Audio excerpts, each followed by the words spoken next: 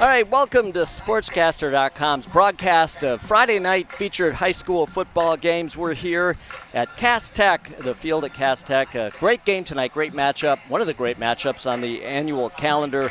Cass Tech versus Detroit King right here in the heart of downtown Detroit. Here with me tonight, filling in, big shoes to fill in for Michael Spath. We've got Justin Rose. Listen, Michael should know better. You never let the backup quarterback come in. What is he thinking? He's losing his starting job. There's no doubt in my mind that it's already under wraps. But we've got a great game for you guys tonight. We've got a great pregame show, good halftime show. Talk to the winning players afterwards, all right here at SportsCaster.com. Couldn't be more excited to have you along for the ride because this rivalry is fantastic, Jeff. Yeah. It is something, working into Detroit media for 10 years, this game is always something that you circled on the calendar each and every year because the talent on display, the pride on display, just the city is on fire with this because people are super excited. And nobody can talk about this better than students that are living, breathing this rivalry as they are right now. We have Ania Nesbitt from Cass Tech and Nia Phillips from Detroit King. Ladies, how are you guys doing tonight? I'm good. How are you? Pretty good. Are you excited for this one? What's this like for you guys? I mean, school all week's got to be a little bit, amped up. Go ahead. They talk about it? They talk about it? Oh, yeah. They talk about it all week. They tell you what colors. Like, they always have, like, a blackout or, like, a whiteout. Or, like, what colors you're supposed to wear at the game. Yeah. Yeah. It's a lot of talk in the hallways. Boys are always hyped up. Girls are always like, oh, yeah, I'm ready. It's a lot. Social media, they're going back and forth. It's very cool. It's very fun, excited. right? It's exciting to see everyone in the school spirit. Just weeks before, weeks ahead, it's just really exciting. Nothing like a great rivalry game. Nothing. Yeah, Nothing. really cool. I got to imagine that these guys know each other. Neighborhoods, friends. Every rivalry across the state of Michigan, there's always that one where it's like you go to the same Target, you go to the same gas station, you eat at the same McDonald's, and there's this game. How much do you guys think about like how much your team wants to win this game? Oh, it's unimaginable. Like they oh my God, words can't even describe how much they love. I feel like our boys, they love winning no matter if it's a rivalry school just in general. But I know since this is really the biggest rivalry game in Detroit each year, they're very passionate about winning. They express it all the time. What about a King? Yeah, a King. I interviewed players like at practice, and they were like practicing really hard, talking about we have the Cavs game, you need to like block in. Like, they love saying lock in. Like, they really lock in these games, yes. I don't think there's any doubt that they're going to be locked in for this one. And, Jeff, when we look at this matchup on paper, Cass Tech's had a little bit of a run in recent years, have they not? They have. Cass Tech's won the previous 3 matchups in this rivalry, including both meetings last year. I want to focus on the students here and talk a little bit about what SportsCaster is, too. It's going to be a great game, no doubt about it. But there's going to be great commentary provided by student broadcasters on SportsCaster.com. That's what we do. We put the mic in your hands, give people an opportunity to tell it in their own view, their perspective, share their views of the game, the matchup, how it's being played out, and so on. So listen, you gals have a chance to join us and add commentary during the game. We've also got a young broadcaster in the booth. He's going to be sitting side by side with Chris Renwick. Of course, we do this in partnership with WJR 760 AM Radio. Proud to be partners at the JR. Hey, what a great opportunity for a young sportscaster to be able to call a game live on WJR Radio. How cool. I will put it this way. When I was your age and I wanted to get into the sports broadcasting world, there really wasn't anything like this. The opportunities at sportscaster.com to give you guys a chance, put a headset on. You're live on the radio right now. I mean, that's awesome. That's pretty cool, right? I mean, for you guys to have this type of opportunity, I mean, just tell us, like when you guys found out about this opportunity and you raised your hand and said you wanted to do it, I mean, take me through that opportunity. For me, it was not like right now. I'd never imagined myself, even freshman year as a junior, I would be doing this. I do so much other stuff at school, but I've always been the person just to take the opportunity, even if it's not something that I may not even be interested in. You just never understand what doors it may open for you. So when I got this opportunity, it was kind of like, oh, wow, like awesome. Like I hopped on it immediately. It was just, I was very blessed to get the opportunity, actually, yeah. Yeah, I was at lunch, and my assistant principal, she said, oh, I got this email. Would you want to do it? Would you want to do it? I was like, what is it? And then she was running it down, and I was like, this is actually really cool. It and is I would cool. like to do it, yeah. Hey, listen, I got to tell you, you guys light it up, too. You really do. You can see the enthusiasm. We know it means something for you guys to have this opportunity. That's clear. And you guys, we're thrilled to have you, really. It's great to have you on. Thank you. As I say, it makes us young. It makes us feel young again. Of course. Doesn't it, a little bit. A couple of old guys Yeah. trying to do the best we can, but you guys have an unbelievable opportunity. Make sure you're following our social media accounts. We're on Instagram. We're on TikTok. We're on Facebook. We're doing all the things, and we do recaps of the games using the voice of the broadcaster. And these ladies are going to be on the sideline shooting the games, so we're going to have the highlights for you as well to recap this entire week. Plus, you'll hear from them as they recap their experience. So make sure you follow us, SportsCaster, on all the social media apps that you can. All right. Who knew? We got to find out a little bit about these teams. I mean, I know a little bit about King and Cass, but I didn't go to either of these schools. So why don't you guys give us a little bit of flying papers? Why don't you guys give us a little bit of a history lesson, if you will? Give me a cool stat about Cass Tech. Cass Tech, we're actually the first D1 school out of Detroit to win a state championship title. And we also have a very active NFL roster as well, dating back long ago. Dale-Sean Phillips, he plays for the Houston Texans as a linebacker. He's a class of 2014. We have Jordan Lewis, He plays for the Dallas Cowboys. Davon Davion People-Jones. He's on the actual Lions practice team. Like, our roster is very active, and honestly, as a student, I'm very proud of that. You know, same thing can be said for King, because you guys put some talent in the NFL and in college as well. Yeah, we play against each other sometimes in the NFL. It's crazy. I wish I looked that deep into our history, because I didn't know we were in the NFL. We have so many. Dante Moore right now, he's a quarterback. Oh, Dante Moore, yeah, they talk about him in school a lot. Over in Oregon right now, he's a quarterback trying to get on the field. But the talent on this field tonight, Jeff, I mean, we've got D1 talent. We've got kids committed to multiple schools, multiple universities already as juniors and as seniors. So this is one of those games that you just circle on the calendar, not only because it's a rivalry, but because you can see some of the best high school talent on display during this game. Great talent on the field. Also, great talent in the broadcast booth. We'll have great talent up with Chris Renwick from WJR calling the play-by-play, and sitting right beside Chris will be Gabe Loper. He's a junior at Wayne State University. He's studying journalism. What a great opportunity for him. He'll be doing commentary right next to Chris Renwick. And I want to know a little bit more about you. We kind of kidded around a little bit and called you the backup quarterback coming in for Michael Spath. But listen, let's tell it like it is. You're an experienced sports broadcaster. Yeah, tell us a little bit about your history. 15 years in the broadcast world. I started my career at WBOY in West Virginia. Oh, wow. Then I went from there. That's called paying your dues, right? Paying your dues. Yeah, right. Paying your dues. And then I went to Lansing, WLNS, for 6 months before I went to Pittsburgh. Worked at WTAE, which is the ABC affiliate in Pittsburgh. Covered the Steelers, the Penguins for a couple of years. The Pirates, when they made the wild card game for the first time in 25 years. That was a really fun experience. Then I got the opportunity, got the call up to come back home. Worked at WXYZ Channel 7 here in Detroit for 7 years. Won a couple of Emmys during that time. So it was a really fun time in my life. I've moved on since, but obviously I'm still back because I cannot get enough of the broadcasting world. And I love that you guys are here, because I remember my first opportunity when I was 16 years old. They had an open casting call for the now debunked High School Hammer Time show.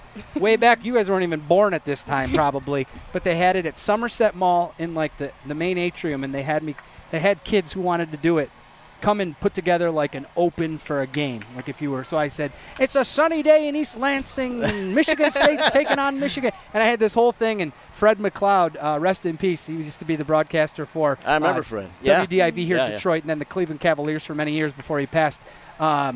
He came up to me afterwards, and he said, you've got a future in this. You're going to be my first intern ever. For now, it's State Champs, which is a great partner of ours. It's somebody that we work with here at SportsCaster.com. But that's my road. So you guys are doing it right, because you put in the work now. And for students watching right now, put in the work now. Get your experience. Get your reps. It's the invaluable experience. It's the connections. And you guys will be able to call me for the next 10, 15 years and say, hey, I've got this going on, because you're here today. You get to meet some people, and that's really what this is all about. Absolutely. Relationship building, giving you guys experience, and putting the mic in your hands or the headset on your head. Absolutely. Listen, to put this thing on, it takes a village. It really does. It takes a whole team. At SportsCaster.com, of course, with our partnership with WJR, real privilege, real honor. I want to thank the WJR team. Ray Templin, Dave Rieger, Nick Roddy, Chris Renwick, the whole WJR team help us make this thing happen, of course, in partnership. Again, you can listen to the game on WJR Radio, either using the app, the WJR app, or just tune in to 760 AM on the dial. And, of course, we've got our own team, too, right here at SportsCaster. In addition to Justin, of course, Michael Spath, who's not here with us tonight, but we'll be back again next week. Mark Pastorius, Steve Adams, Justin Rose right here, and Kristen Kajawa, who coordinates all of this, keeps us all in line, at least tries to. She tries to. She does a good job at that. We put her to work, that's for sure. All right, we've got a couple minutes before we're going to be throwing it up to the booth. So let's talk a little bit more about these teams. Who are some players to watch for each team going into this one? Definitely Corey Sadler, number one. Just coming in ninth grade year, seeing him, it was just like you never really saw anything like it. And it was just like, wow, he's really talented this young. William Sykes, he's moving up really well. I'm very proud of him. Those are definitely players you need to be looking out for on our side. What about for King? Number 10. Okay. He's one of the team managers, definitely. I believe he's Daryl Flemister? No. Wait, number 6. Number 6. Ah, okay. I'm assuming Lemuel Nelly Watley. Yes. Nelly. Yes. When I saw Nelly. Nelly. I'm not big on football, but I saw him play at the King versus Renaissance. Okay. And oh my goodness, he's a fast Lit runner. it up. He lit it up. He was locked in. Wow. Like you can tell, like the way he was running, like the stance. Definitely not. I was scared. I mean, that's great. The band is getting striked up. The players are getting their final stretches. I love bands. I love them so Cass much. Tech band is something to be scared Get of. you fired up. I think King. Now, the both of your schools, it's the girls with the batons. What do they call? What is that? The dance team or is that They're like the majorettes? Majorettes. Yeah, the majorettes. Both programs, bands. They both slap. Yeah. I think I'm using that terminology correctly. Yeah, you got it. You got it. Right on the I'm dot. working on my Riz as well. oh my God. I'm just trying to keep He was myself looking all this up right before the gosh. broadcast. He's like, I got to be cool. Oh my But God. the bands are getting going. We got the halftime show. We'll be back here, obviously, to break down what we saw in the first half. And then afterwards, stick around with us, players from the winning program. And that means you guys got a little bit of stake in this because the winning team, you'll be back to help interview the players after the game. So a little bit more rooting interest for your teams to win tonight so you can get more airtime. In Let's the see you make it back first. Let's see you make it back first. Gotcha. The friendly rivalry. Should we get some predictions? Yes, let's get some Score. predictions. What do you think the final score will be? Honestly, I feel like any general. I feel like we're gonna go overtime, but I feel like I'm writing this down tonight. Probably 50 to 40. Wow. We're gonna see Big some scoring game. fireworks. Or maybe even like a close one, like maybe 55, 53. Oh, And you've got King at the 50 or 55, right? Oh, I got them at the 53. oh no. So we right. got 55-53 Cass Definitely Tech not. with this one. I feel like it's gonna be like last year where they would probably it would be a very close call. I remember last year was like 23 to 24. Yeah. Like Cass won by a point. Sadly, that wasn't fair, but I feel like so I feel like it's gonna be that close to like a point or like a touchdown. So give us a score prediction. Did you Like say 20? Let's say 23 to like 24 again. I feel Okay. like that was like really good. 24. You want to throw one in here? Got it. I think I'm going to go, I think I got to go Cass Tech. You're going to go Cass Tech? In a close one. 4 in a row for Cass Tech? I don't know. I looked at the rosters and everything. This team's loaded. Of course, King is too. It's going to be a close game. It could go either way. It could go either way. That's the beauty of a game like this. Absolutely. That's the fun of it, right? Yeah, when when you have two talented teams, it's a lot. You don't know who's gonna win. It's really scary. Exactly. That's why it's fun. But that's the fun of it, right? It's the fun It's of very it. competitive. It's Yeah. going to be a good one. Give me King in an upset. Ooh. Got your back. I think it's going to be 24-21. King with a late touchdown to get it done. That sounds like fun. It should be a great game. A great game. All right. Well, speaking of a great game, we're looking forward to it. Again, check us out at sportscaster.com. Check out WJR Radio at 760 AM on the dial or download their app and listen to the game live on the WJR app. We're looking forward to this game ahead. And listen, if you go to sportscaster.com, you've got ambition to be a sportscaster yourself, open up a channel, open up a profile, and let your voice be heard. All right, we're going to run to a break right now, and then it'll be Chris Renwick up in the booth with Gabe Loper alongside.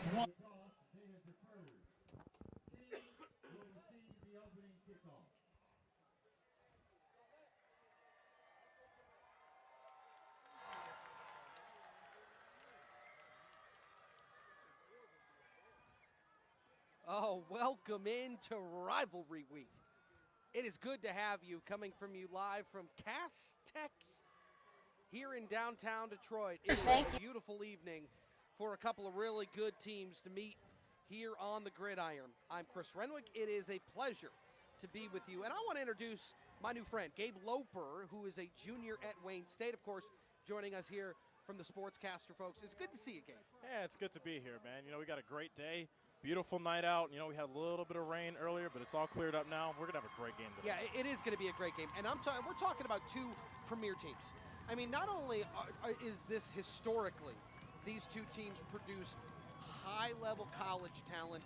I mean, Detroit produced, Michigan produces a tremendous amount of NFL talent. A lot of those players are coming from places like Cass Tech and at King. And when you talk about that high-level athlete, that high-level player, I mean, you got to talk first about somebody who was here, left, and then came back. Alex Graham for Cass Tech was a member of this Cass Tech school and this team went and played at IMG Academy down in Bradenton, Florida, one of those real kind of boot camp high school football powerhouses.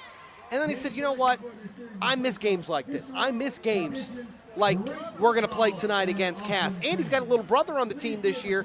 So he said, I'm coming back home, and he is back to play for this technicians team.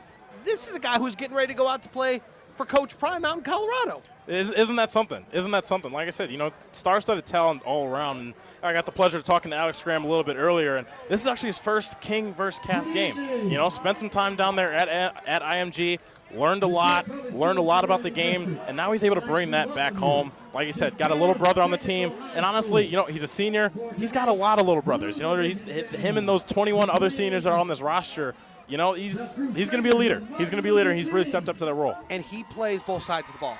He's an athlete. You know something about that. I'm going to be excited to get your perspective on him tonight. But then on the other side of him, Corey Sadler is another guy, again, high-level prospect. Offers from places like Michigan, Ohio State, Alabama, LSU, and like a dozen others. This team is built around those two guys. Oh yeah. He's looking to put his impact really anywhere he can to this game. So whether it's gonna be a wrecker or a playmaker, we're about to find out. But I'm really excited. A lot of talent in this game, a lot of talent on this field, a lot of alumni coming back for this nationally renowned game. This is gonna be a good one. And we've got a couple of guys, and we'll continue to break it down here as we get some words as the players are getting ready to kick this thing off. We'd like to ask that everyone please stand. So we'll get the national anthem played here. We'll allow that to be played so we can take a listen. Just an absolutely beautiful night for football. Two very dedicated teams, a lot of talent, and two very dedicated, loyal alumni bases here at both these schools. Absolutely. As we honor America with the Cass Technical High School Marching Band and their rendition of the national anthem.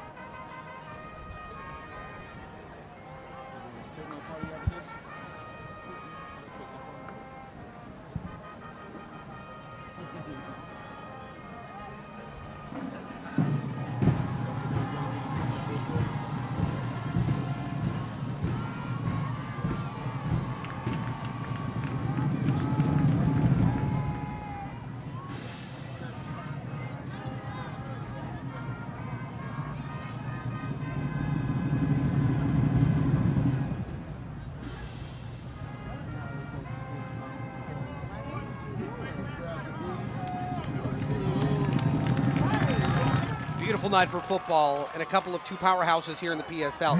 You grew up, Gabe Loper, not far from here. In fact, you went to Grosse Pointe North. Sure did. And you are an all-around athlete. And so when you can kind of really get into the head of some of these guys. You played football. What is going through their heads right now? A couple of longtime rivals, a lot of talent, both 2-1, wanting to improve. What's going through their heads? Well, the biggest thing right now is composure. You got a lot of different jobs. You got a lot of different tasks, plays you got to remember. The biggest thing is just separating one play at a time, one thing at a time. Listen to what your coaches are telling you. If you're on kickoff, handle your business on kickoff first. Once you're on defense or offense, handle that one play at a time. Let the game come to you. You're an athlete. You have the talent. Just let your talent do the work. And then, of course, you want to make sure that you don't hurt your team penalty-wise. You want to try to play this thing. Look, the realities are this is a rivalry game, right? And any time you're in that elevated state, it can get chippy, it can get physical, but you don't want to dig yourself too far into a hole. Yeah, so, I mean, I've played in rivalry games before, and, they get chippy. They get chippy. But like I said, I talk so much, and these coaches are talking so much about being composed, sticking to your assignment, Even in the times where it feels like the game is not going your way and you just want to, have an outburst of anger, wherever it may be, you still have a job to do. These players are going to have a job to do today. Can they do it? That's the biggest thing. Another guy to watch here for Cass is Donald Tabron II. He has offers from places like Michigan and Auburn and Michigan State. You're talking premier programs again.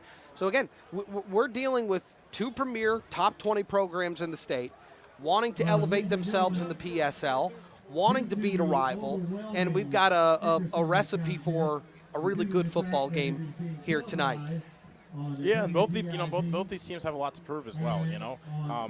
Especially Cass came off that first week loss against Rockford, went all the way out to Grand Rapids, didn't have a great start to the game, thought they finished really well, didn't play the greatest game, but still came within a few points. They really think that they can compete with the best in the state. As far as King goes, had a little bit of a rough rookie start to the season. It's started with a win, lost one. I always thought as a player it's easier to go into a game winning 2 straight than being 2-1 but having wins kind of split up. So not a lot of momentum for King going in this game, but they have a lot to prove today. Cass just wants to show that they can hang with those top dogs in the state. Yeah, and certainly because these games matter now, and we're 3 weeks in.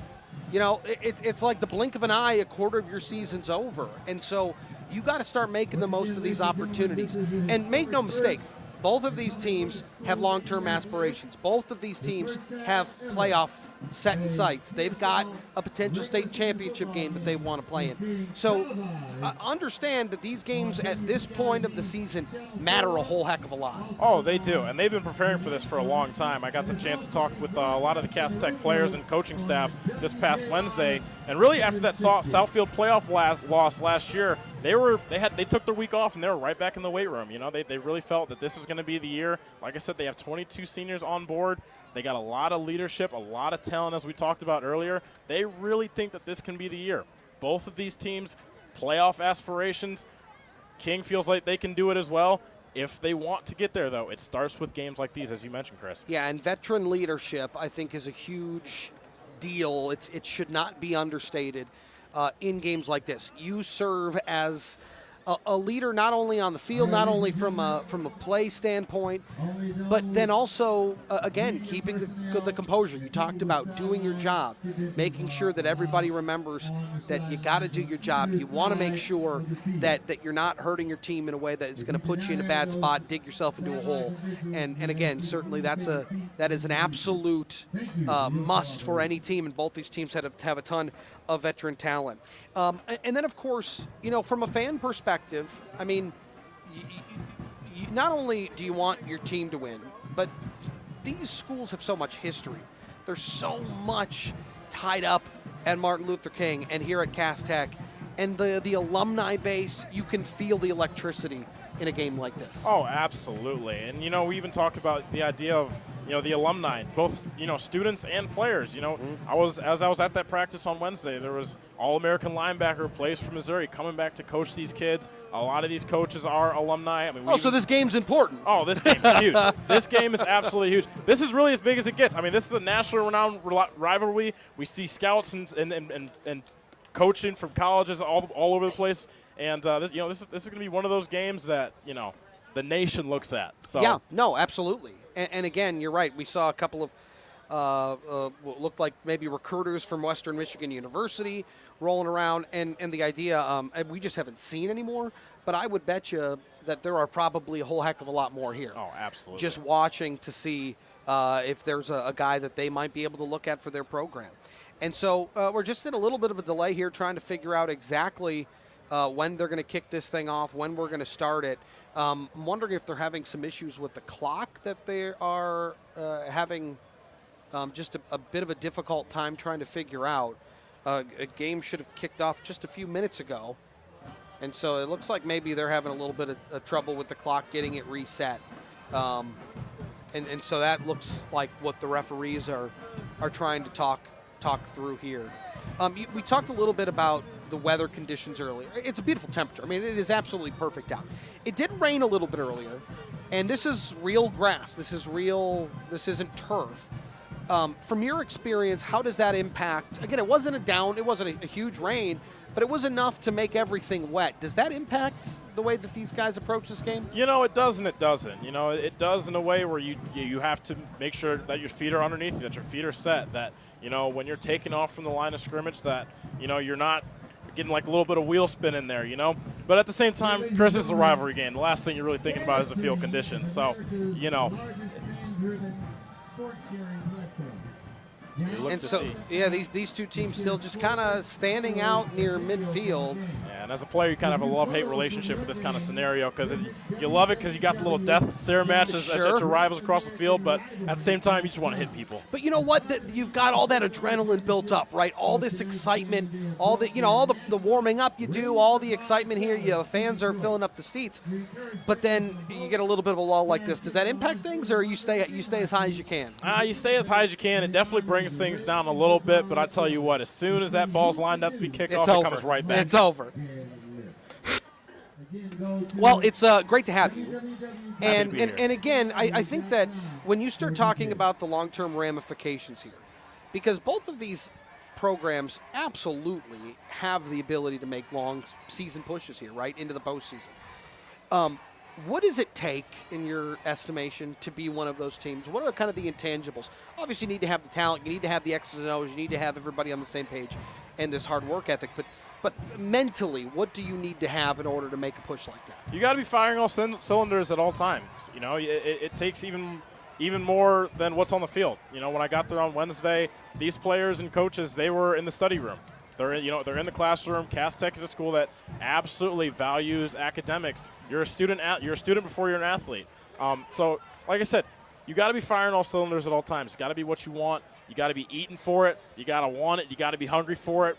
And it comes at every aspect of your life in order to be a champion. You have to be a champion with literally everything you do. And these coaches, they harp on them for that. These leaders on this team, they know that. And this team that's come, especially with Cass Tech, both of these teams really are teams that have come so close. They have the DNA. It's just about doing the extra thing, whether it's taking the extra reps after practice, talking with the coach, talking with each other after team and group chats or whatever.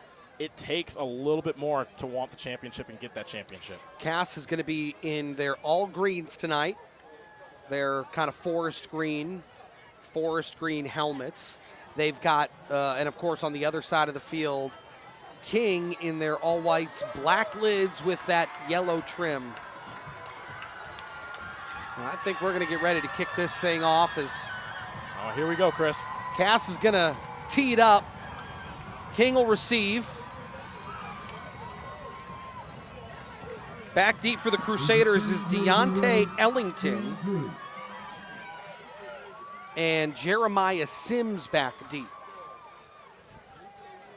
As a kick returner, your goal is just to find that hole and hit it. No moving around. The more you move around, the more you slow yourself down. Find that hole, hit the lane, take that back to the house. So all that adrenaline, maybe you lost. I think a lot of these guys did a nice job just staying in that pocket, right? They found that zone, did a nice job kind of staying in that pocket. And now we're going to tee this thing up, and you can see it again. All that kind of energy, all that kind of adrenaline is just making its way back to these guys. It's back. It's out. Here we go.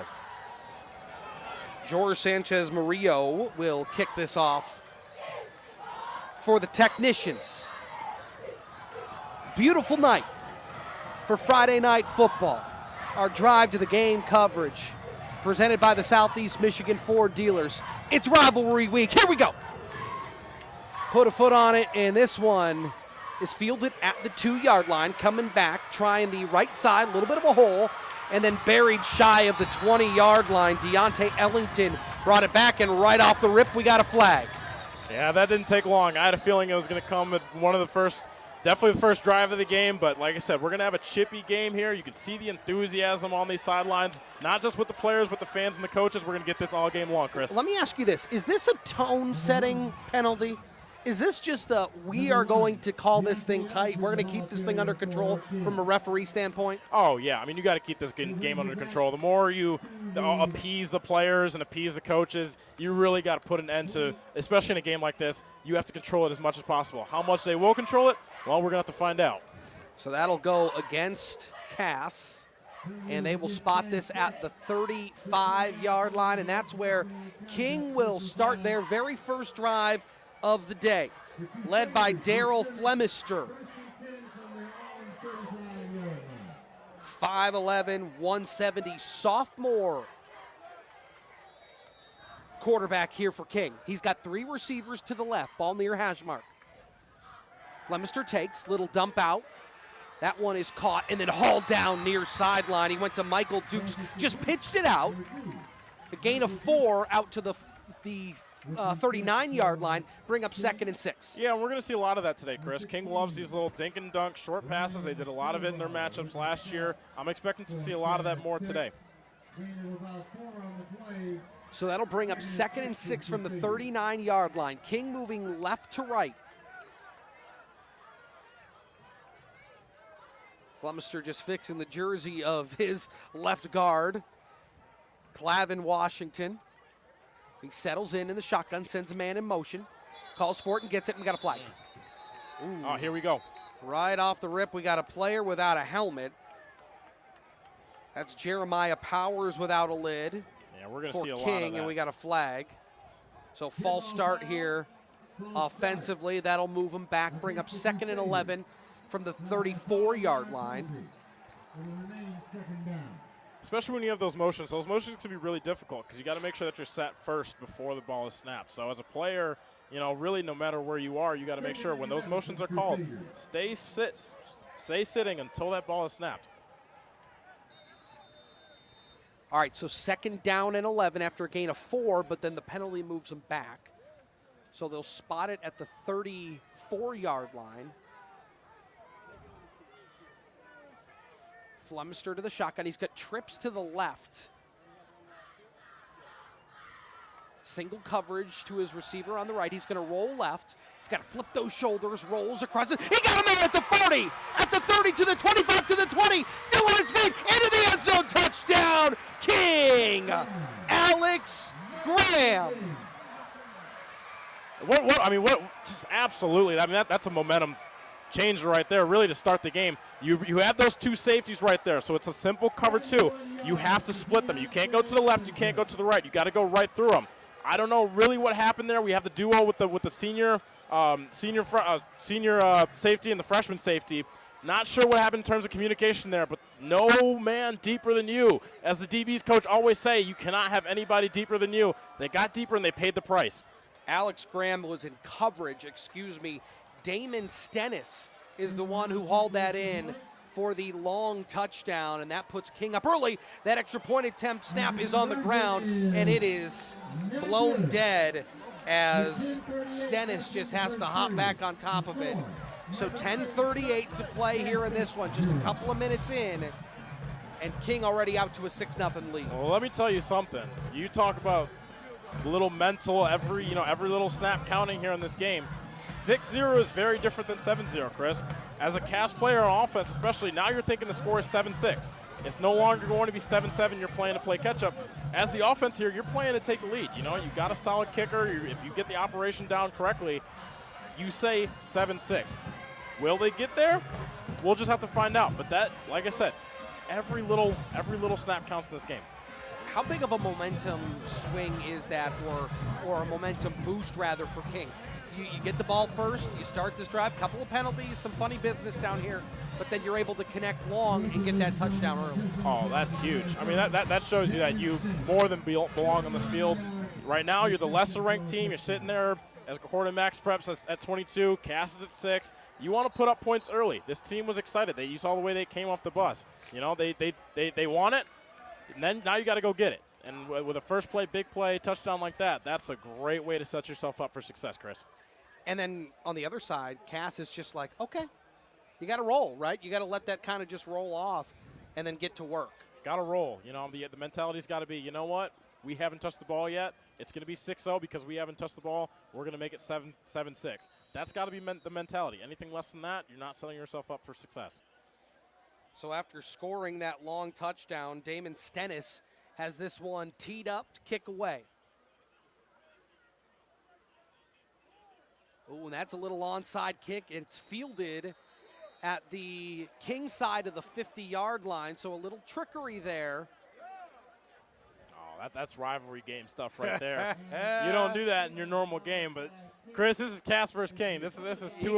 You got to get yourself an extra lottery ticket if you can. Absolutely, absolutely. But they're also sending a message to Cass that we're gonna, this is not going to be your conventional game. This is going to be another Cass versus King game, and you're going to be ready for everything. These coaches know it. The players know it. They got to be ready for everything. All right, so here comes this Cass offense led by Seth Sendry. He's a righty who can absolutely sling it. Ball far hash mark. Motion man, Sendry takes, gives to his back. That is good track down tackling there. Richard Stewart brought down Damari Hendricks. Gain of 3, 2nd and 7, out to the 40, we'll call it 7-yard line. And that's what this offense is going to want to do early. They're going to want to establish the run. I was talking to the offensive coordinator a little bit on Wednesday, and they want to play ground and pound football. Get the run established, then open up the pass. They're going to want to bring these safeties up, make them play up, and let their receivers do the rest. Same formation, motion man now. They give it to Hendricks again. Pushing that pile, picking up another 3 out to the 44-yard line. So that brings up 3rd and medium here.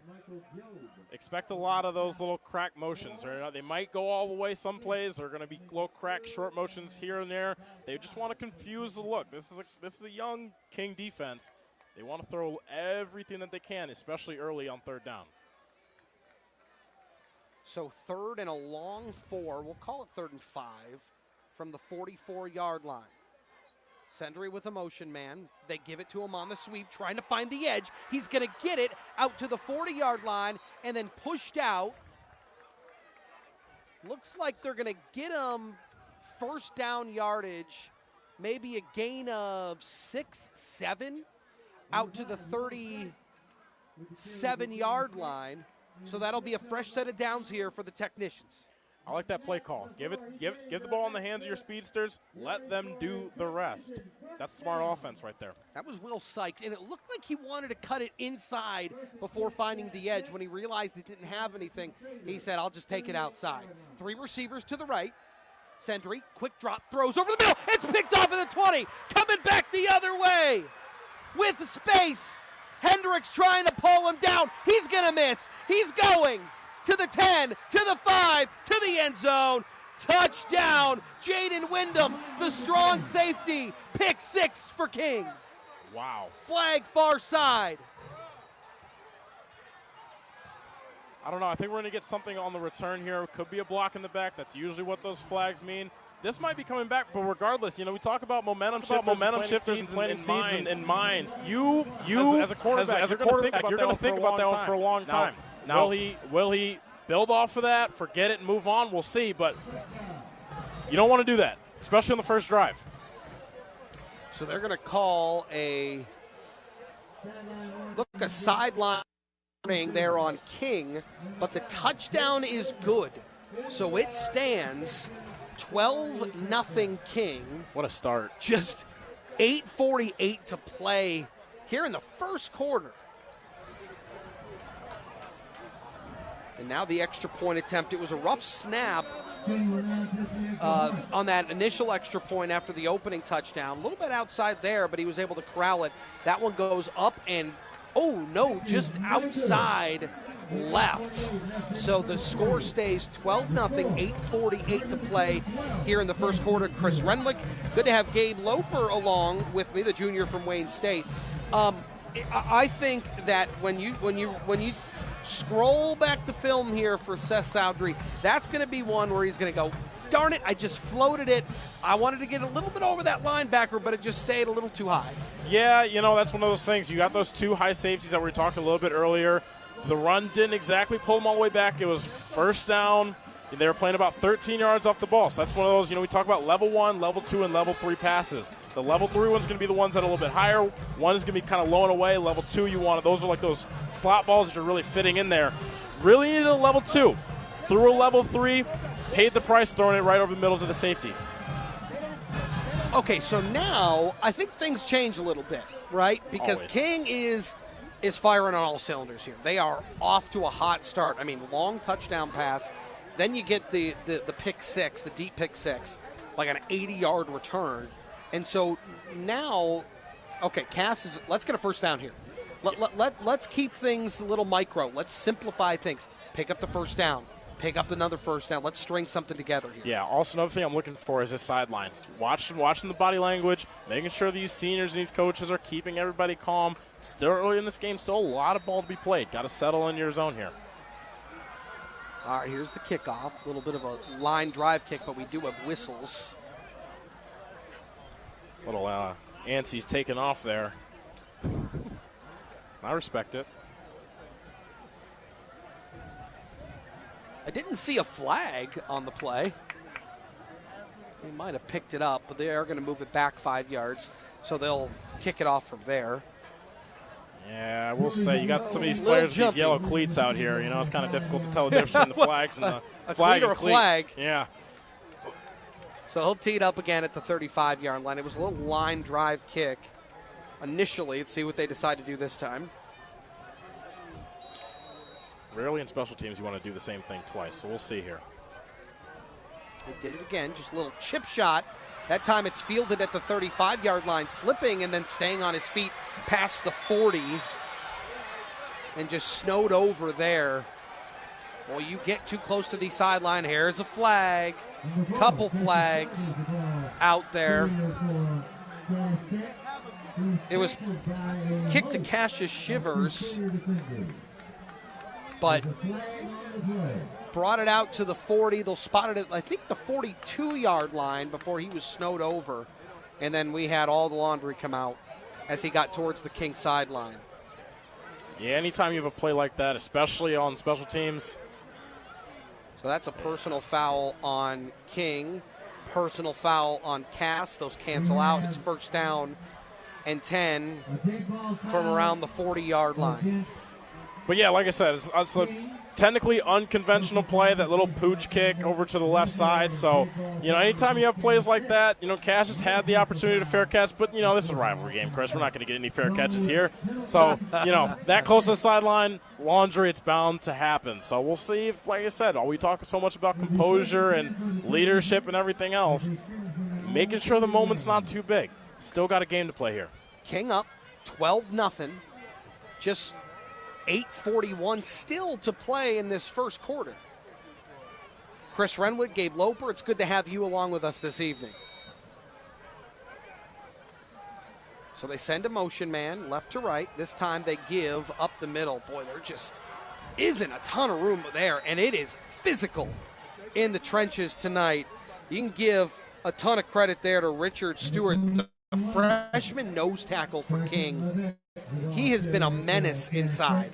Yeah, he's looking to be a home wrecker here today. You got those big old linemen for Cass Tech, and he's going to have the job of throwing those guys around and filling holes and everything else. That was a great play there. Biggest thing is consistency, especially in a game like this. Gain of 1 out to the 41. 2nd and 9 here for Cass. Sendry's going to take, throws. Ooh, that one is high and wide. I'll tell you what, that could have been real trouble because there was some good positioning there. Jaden Wyndham, who had the pick six a couple of minutes ago, was in a good position. He just didn't turn his head around. Yeah, I noticed King kind of moved into a 5 wall in the second level, really trying to take away those short passes. Anytime you have 5 linebackers on the field, you bring in those safeties up, you open yourself up for the pass a little bit, but the short passing game usually isn't there, and you can use those linebackers to really fill the holes in that run game. 3rd and long. It's 3rd and 9 from the 41. Sendry sends 3 receivers to the left side of the formation. To the shotgun, calls for it, gets it. Here comes the pressure, got to get rid of it, does, incomplete. Here's a late flag on the play. He was looking for Corey Sadler Jr., and it was just almost looked a little too high. He went up to make a play. In coverage was John Allen Jr. Let's see what the call is. I don't know if there was a ton of contact there initially, maybe enough to draw the flag. So they're going to move this thing up here for Cass. Oh, wow. Roughing the passer is the call. I did see a flag towards where the pocket was, but then there was a flag near where the ball was going. So they'll call it roughing the passer, so that'll be an automatic first down here for Cass. Well, in all honesty, Chris, I thought they really should have gotten a roughing the passer call on that last pass that Sendry threw. But Sendry's he's doing well. You know, it's a big thing to step up in the pocket. You know you're going to get hit. D-line was kind of changing the looks a little bit up front to start off. The biggest thing, remaining calm. Those level 3 balls, sometimes they have to be level 2s. He floated that one, got away with it with the 2 penalties, wasn't intercepted. Remain calm. Know what kind of throws you have to make here. So it'll be 1st and 10 from the King 44.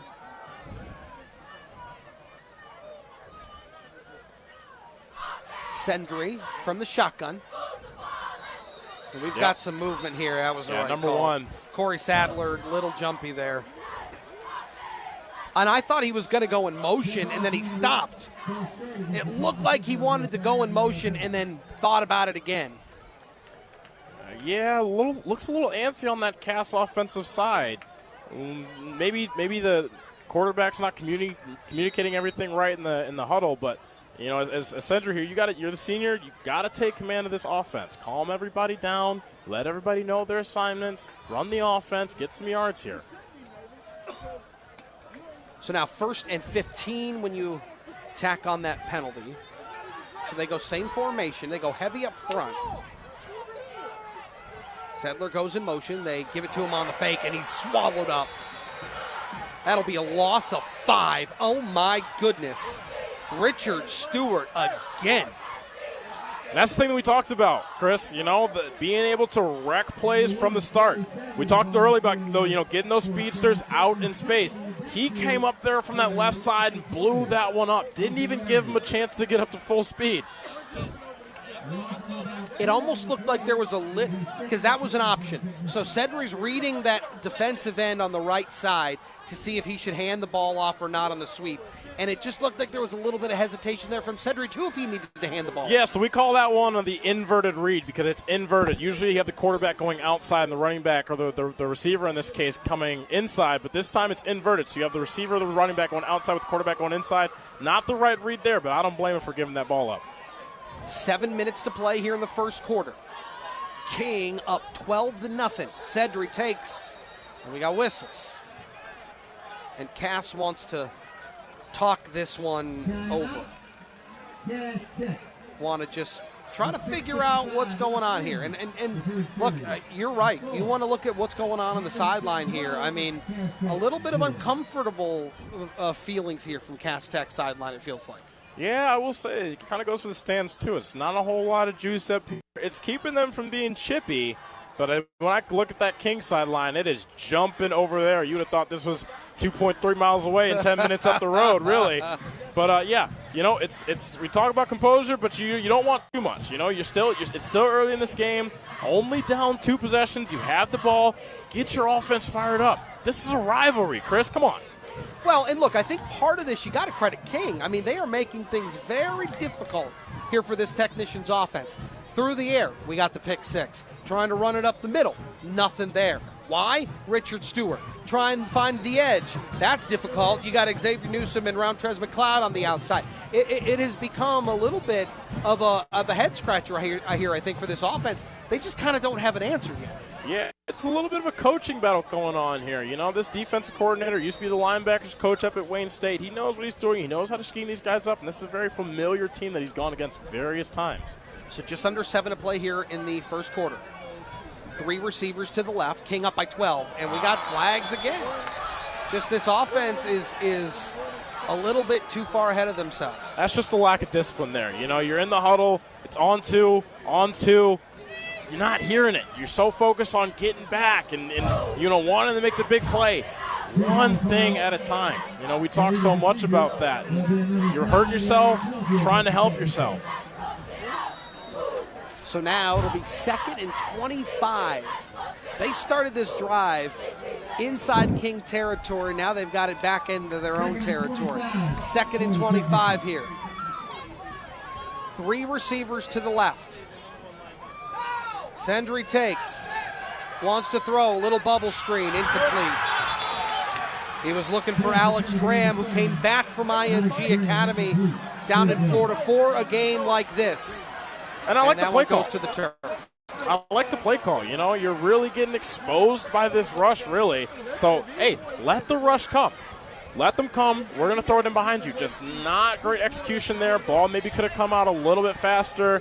Good play recognition by the DBs. You know, you always want to read and react to the defensive back and linebacker. Now 3rd and long. Let's see what they go with. Do they go conservative? Or they try to get the first down here, take a long shot? 3rd and 25 after the incompletion. 3 receivers left here for Cass. Really Sendry changed the look up there. Takes, gives up the middle.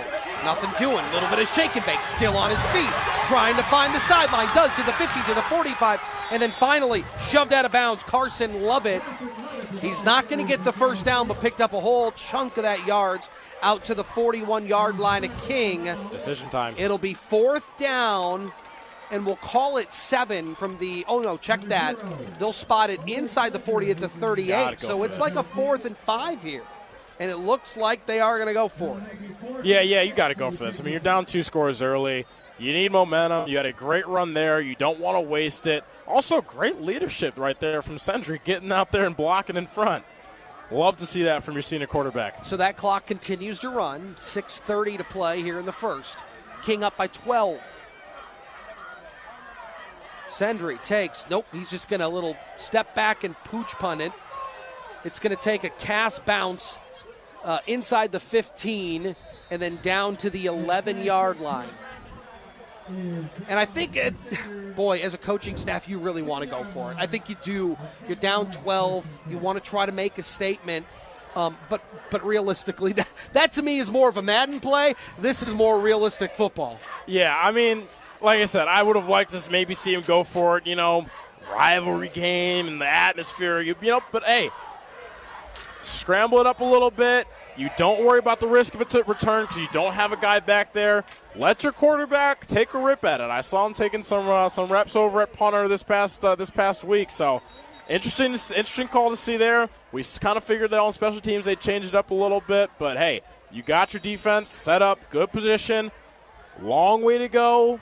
Can this defense get a stop? We'll see. So the initial long touchdown on the opening drive here for this King offense. Otherwise, they haven't been out on the field for a long time here. So how do they stay loose on the sideline? Oh, I mean, you're communicating. You know, you're talking on the sidelines with one another. You know, breaking it down with your coaching staff. O-line with O-line coaches. Receivers with receiver coaches. Running backs with your running back coaches. And you're really just game planning for the next drive, seeing what your defense is doing. Got a false start here. Yeah, Flemister was setting up in the shotgun, but DeMarco Hutcherson just a little too jumpy there. So that puts them back pretty deep. They'll spot it at the 5-yard line. So now maybe a little bit of an opportunity here for Cass to apply a little pressure down by the goal line. Oh, yeah, and if you're these D linemen, you're hungry. You want that ball, and you want that ball in the end zone, whether it's for a safety or your strip sack touchdown, but you got to make a play here. All right, Flemister from the shotgun. He's going to keep it up the middle, gain positive yards out to the 8-yard line, gain of 3. Kings going for a little power football look there. They motion the guy into the backfield, run QB power. You have a QB that can run. You know, he's a big dude. He's kind of hard to bring down on the ground. Let him make a play. Bring some extra bodies into the backfield and let them do the rest.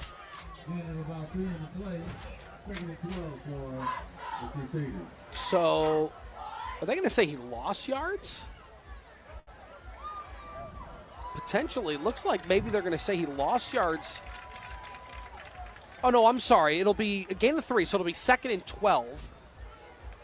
Clock continues to run, 5:30 to play. King up 12-0. 2nd and 12. Flemister calls for it. That ball goes over his head into the end zone and through the back of the end zone for a safety. So there's that pressure that we just talked about. an error here for King, and that gives a little bit of juice back to the technicians. Oh, there's life, man. Anytime you get up on the board, really, no matter how you do it, you got to take what you can get. You're going to get the ball back here. Chance to maybe make it 9-12. Like I said, no matter what you are in these games, you're always thinking about what your next score does, how you can set yourself up. As King, you have to blow it off. It's over. Your defense has been playing well. You get them back out on the field. Maybe a little bit gassed, but hey, if you're King, you got to take what you can. If you're Cass, you got to take what you can get here.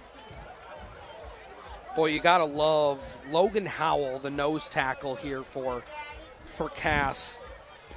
Trying to get over to the sideline here and amp up his team. That's a big play for them to try to get some momentum back here. And you're right, they'll get the ball back.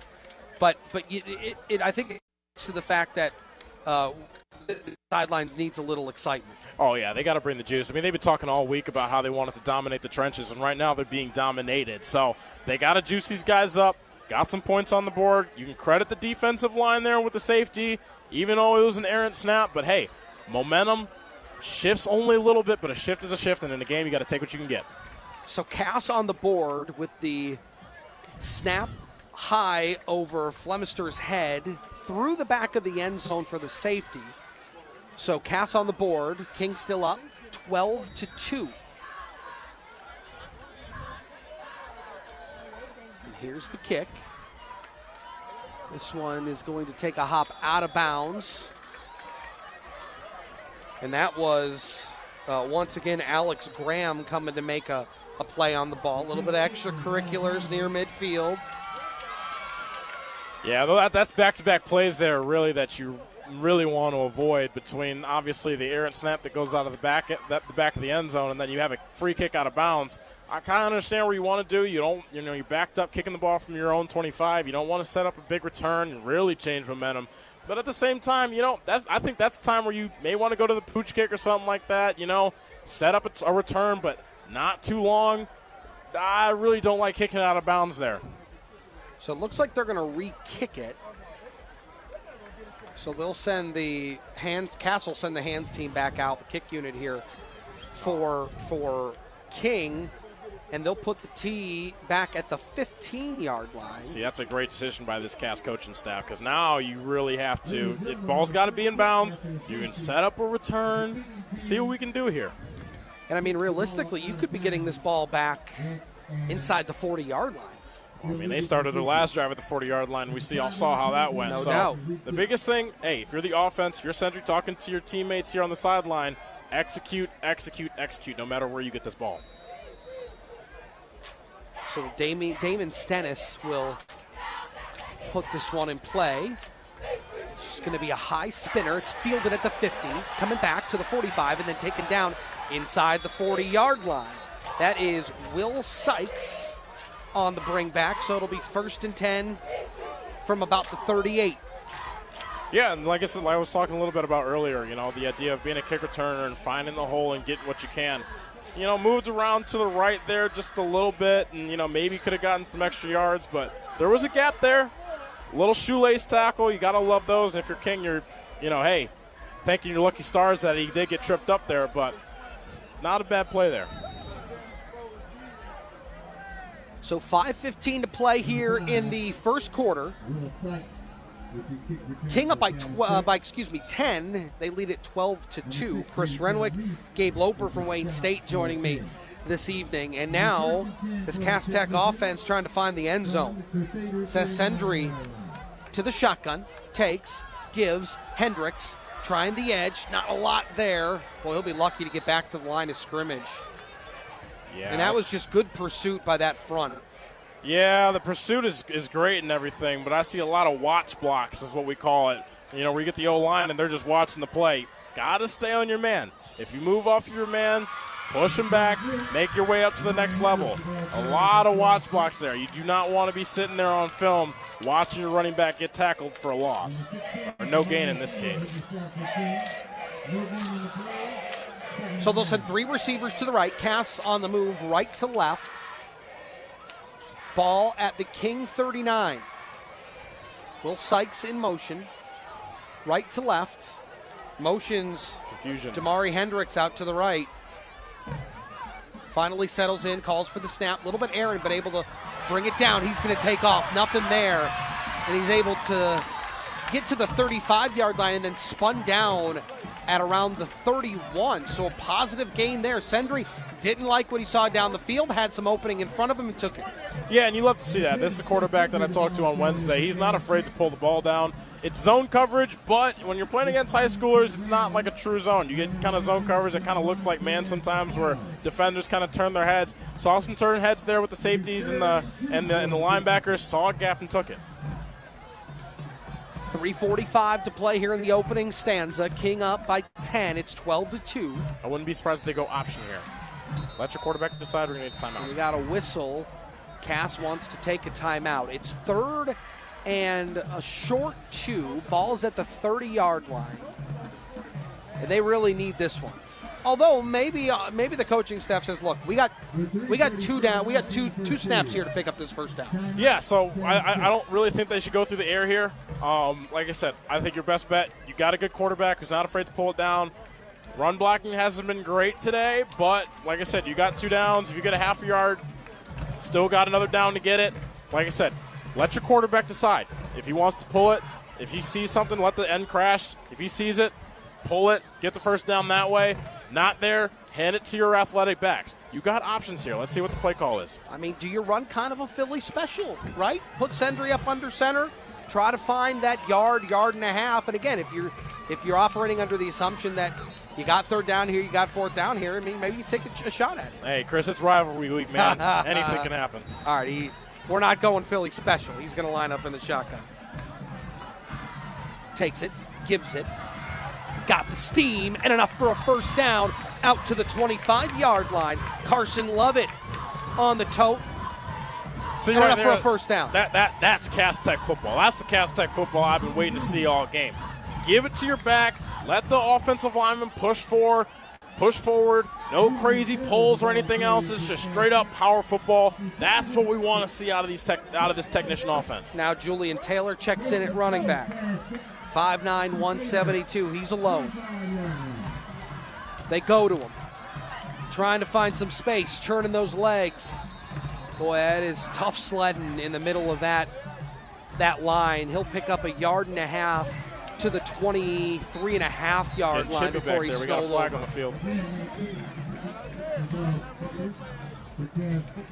I mean, come on. You're a receiver and a DB. You're not really in the play. You're blocking 5 yards beyond. Play's over. Let them go. Get back to your huddle. No need for the excess activity. I think they're going to be offsetting penalties anyway.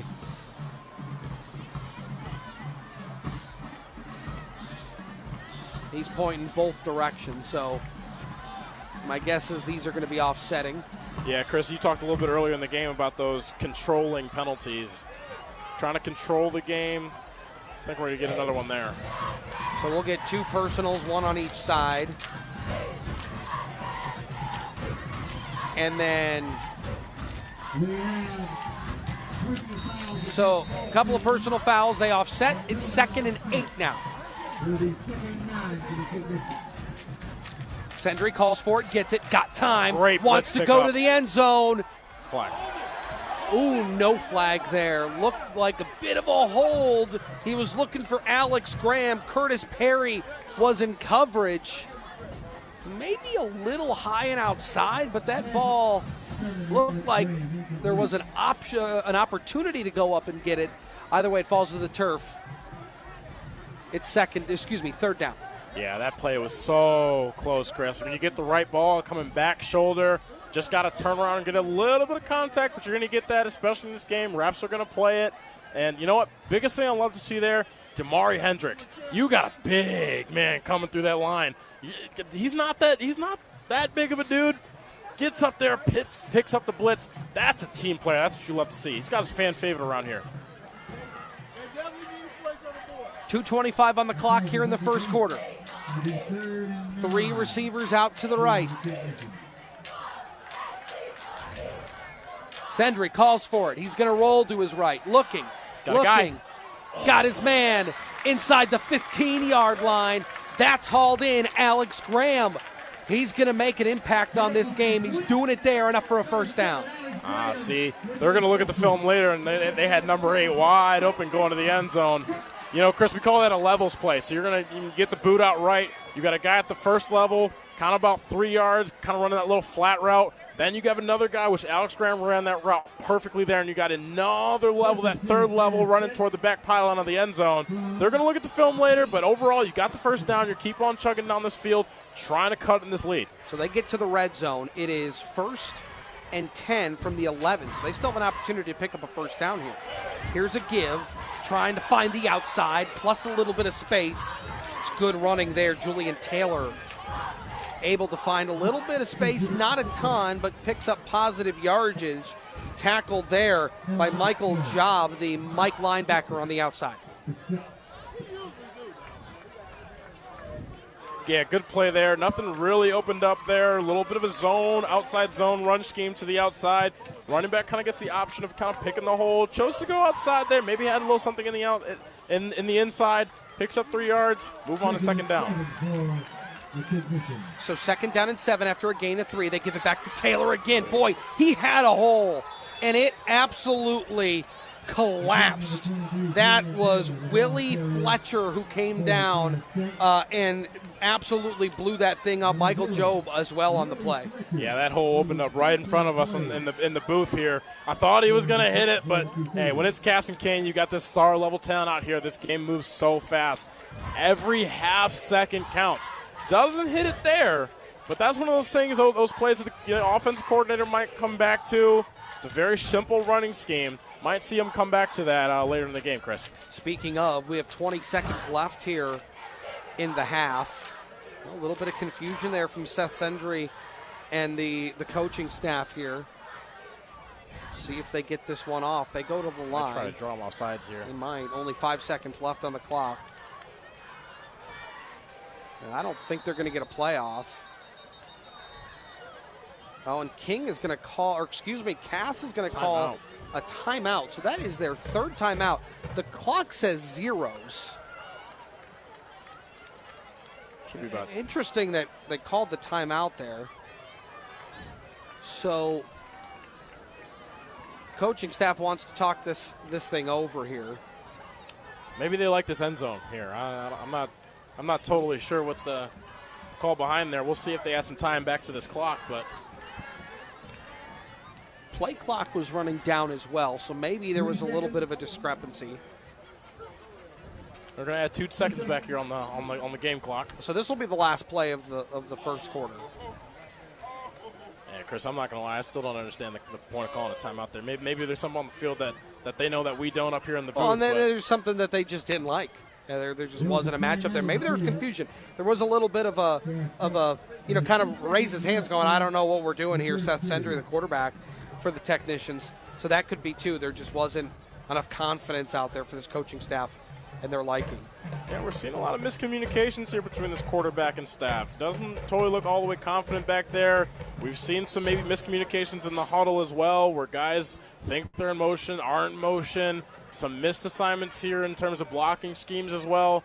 We'll be interesting to see if that's something that they clean up as this game goes on, but that's something they have to get on top of soon. So this will be the last play of the first quarter. 2 seconds left on the clock. See if Cass can get into the end zone. 2 receivers left, 2 right. Sendry's going to roll. Pumps. Nothing doing. Sacked. Back near the 20-yard line. Willie Fletcher. And we got flags after the sack. Yeah, that's going against 50, no doubt. Yep.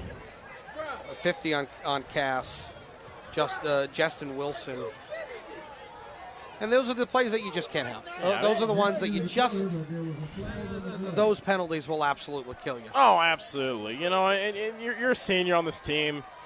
When, my mom always told me when you know better, you do better. And, this King sideline starts to erupt, and that's something you really don't like to see. No and doubt. His offensive line coach is going to get into him as well. So it's 12-10. King will take a break. You're listening to our Drive to the Game here on WJR. It is a pleasure to be with you, and I'm joined by a couple of new friends. Noah Boyce from Dexter. Also, Cody Stedman with me from Celine, a senior there. Being at the game, being able to report about the plays, it's a real big moment. This is the first thing I will ever broadcast live. The give onto the inside, into the corner of the end zone. Touchdown, Ronnie Johnson. He hit the sideline. He was able to stay on his feet while being tackled. Nice play. The give, rush, cuts it upfield, into the end zone. Touchdown, Celine. That's the magic I was just talking about. Gives it to Rush, up the middle, makes a cut, into the end zone, touchdown. And they're up 13-7. I think we just saw a little bit of payback there. We all know that you come from a legendary line of just football fanatics. Do you use that knowledge to your advantage, or do you do your own things to try to become the best player you can be? It was amazing, seriously. Like, it was incredible calling that game. I hit my groove, and I mean, Dexter lost tonight, but I had an amazing time up in the booth calling this game.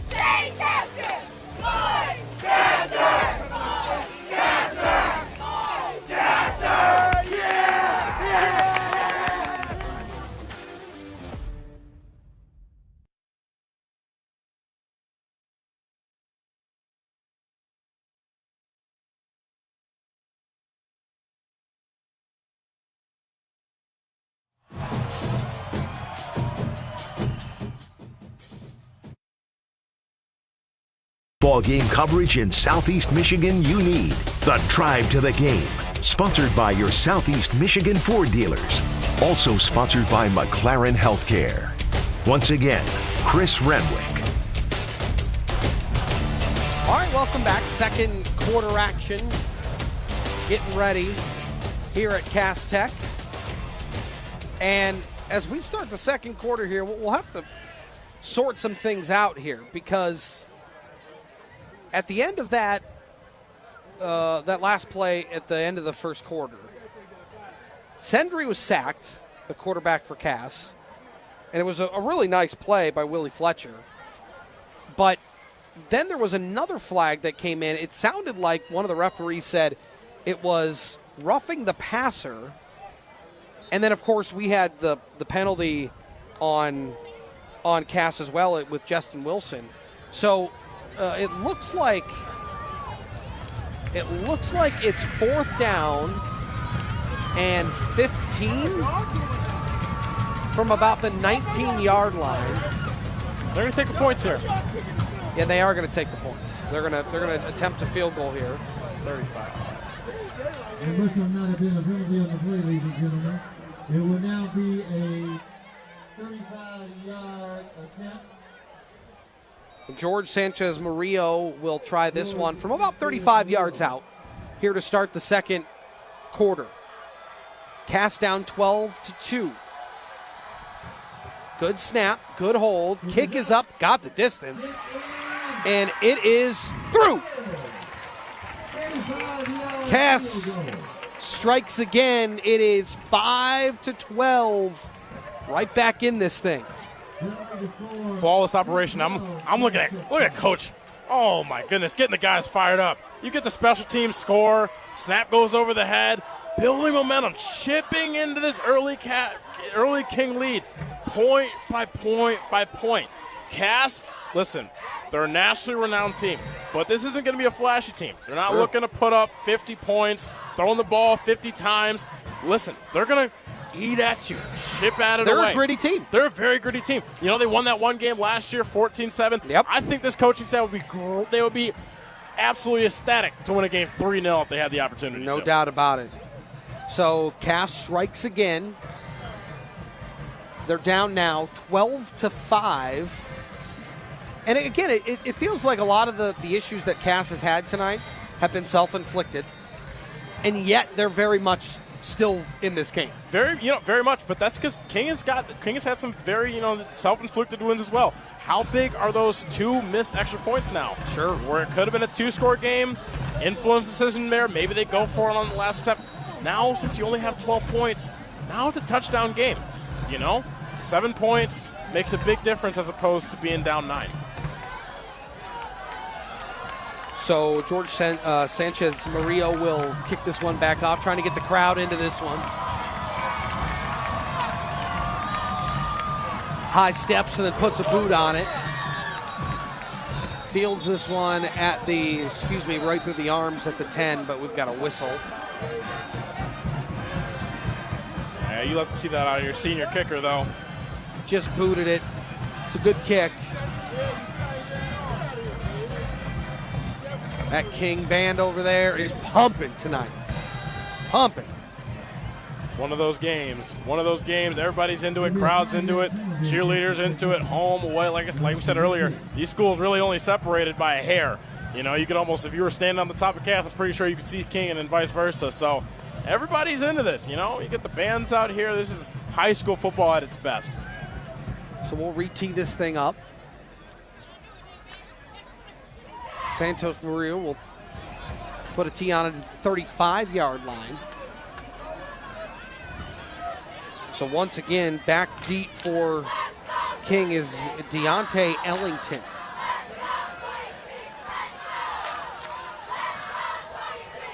When they're going to switch, Ellington is going to switch sides. And this one lands in the end zone. That is a heck of a kick. What a leg. Heck of a kick. So we'll now officially start the third quarter here. Yeah, this kicker's fired up, man. Hey, yep. These scouts are out here and, you know, looking at talent. They might want to take an extra look at this kicker here, you know.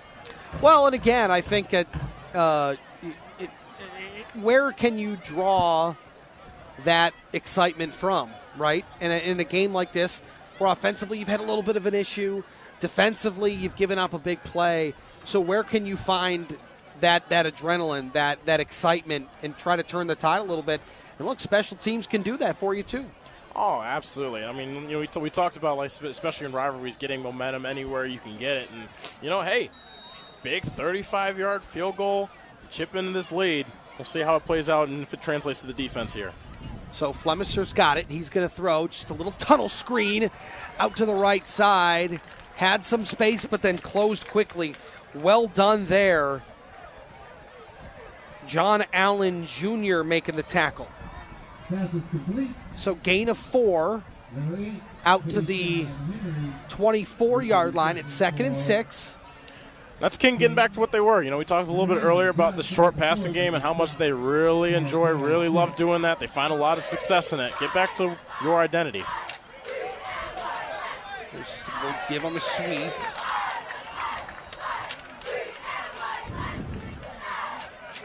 Just not a ton there. Yeah, you know, they went back to this. Yard. They went back to that outside zone run concept. Running back kind of gets the option of finding the hole, seeing where it opens up. Nothing really opened up there. And he got hit. He got hit, and he got hit hard. Yep. Marcus Jennings with the snap corner technician. So now it'll be 3rd and 7 on the loss of 1. Fleming tries to get some direction from the sideline. Comes back to the line, barks the orders. He's got 3 receivers to the right, the wide side of the field. Calls for it. Wants to step up, nothing there, and he's got some room as he scrambles. And then slips at about the 35-yard line, but that'll be plenty for a first down as they mark him off at the 37. Yeah, he gets man coverage there, and anytime you're in man coverage, you're going to have DBs that are turning their heads. They're completely locked onto the receivers. Safeties are helping out over the top. They already got beat back there once, so safeties are really emphasizing remaining on the top of things, not really looking at the quarterback. They paid the price there. Quarterback finds some room. Nobody really looking at him, gets a big gain. So 1st and 10 here for King. 10 minutes to play here in the first half. King up 12-5. King's got those safeties exactly where they want them, just only about 8 yards off the ball. It's a tight formation here for King as they give him on the sweep, just lowering the boom. Tayshawn Henry, the ball carrier. He crosses the 40 out to the 42. Gain of 6 brings up second and, gain of 4 brings up second and 6. And that's what they want to do here. Despite having the lead, their offense really hasn't been on the field a whole lot. Give your offense a little rest. Let that clock wind down. Getting closer to halftime. This defense, they look a little gas for Cass. So hey, keep chipping at it. Keep your identity. Keep doing what you're doing. Second and 6. Motion man again. And we've got movement. A little bit of movement there, but that's good leadership by that line. DeMarco Hutchinson, just a little jumpy, but immediately he had his guards around him, tapping him on the helmet. Flemister came in and just tapped him on the helmet. Don't worry about it. That's good stuff. It's a play. That's what you want to hear. 5-yard penalty makes it 2nd and 11. Flemister takes. He's going to keep it, trying to find some blocking. Nothing there, but then he squeezes out of it and able to get back to the line of scrimmage. He was going to lose 3 or 4 yards. We got another flag, another late flag. I believe this one's going against King, number 52. Letting the tempers fly there, really, like I said, especially in this game. Can't let that happen. May have been a little bit of a blown concept there. Quarterback saw the read, didn't make the right one the first time, tried to correct it and run through the same hole that the running back was going through. But like I said, in a game where you got this much speed going on at one time, you have to be decisive. There's no do-overs, especially on one play. That's Jeremiah Powers, so that'll move King back, we assume.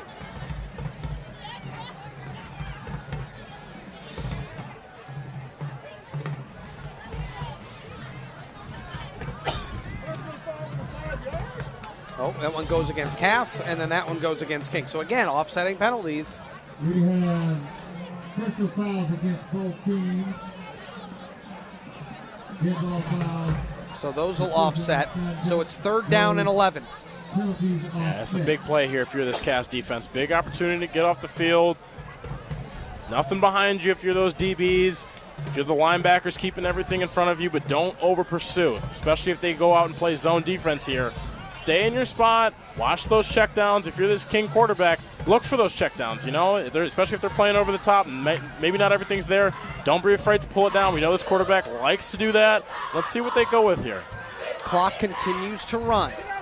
7:13 to play here in the first half. King up 12-5.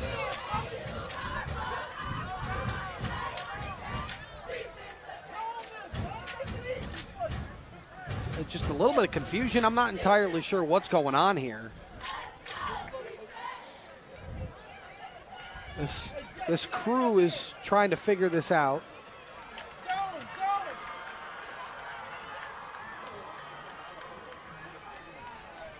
Let's see what they're trying to figure out here. Might be a clock issue.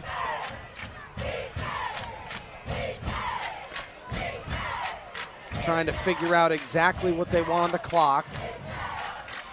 They want 7:30 back on the clock. It says 7:07 currently. 7:30 back on the clock.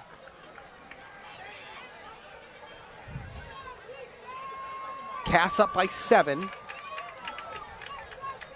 It's 12-5. They got a big 3rd down here. 3rd and 12 from their own 36. It's going to be straight up man-to-man here. They're going to play a little cover 1. Shake up the look a little bit with the linebackers. They might blitz. They might go. Here's a little screen trying to find the diagnose, and they do. Well, that's good play over along the far sideline. That crew were instantly over there to try to break things up. And it'll be 4th down. They're shy of the first down marker by about 8 yards. Yeah, Chris, and that's one of those plays where it's a good play call, but better play recognition by these defenders. You get the screen, trying to make something happen. If it does, it works. If not, punt the ball away. But this defense, I mean, that's on the ball tackling, good pursuit, not letting guys break away. Hold them, let your other defenders come and make the stop. So Deontay Ellington will be back deep here for Cass. He stands at his own 22-yard line. Ooh, that one snapped a little wild, but able to corral it and get a foot on it. It's going to take a king hop at the 30 and then out of bounds near the 25-yard line. So that's where Cass will take over. 6:21 to play here in the first half. Cass could tie this thing up if they find the end zone and an extra point. Huge if they do. This is a crucial possession for this team. Coaches know it. Sindri knows it. Whole stadium knows it. The biggest thing is playing your football, staying away from costly penalties, running the ball, set yourself up for play action.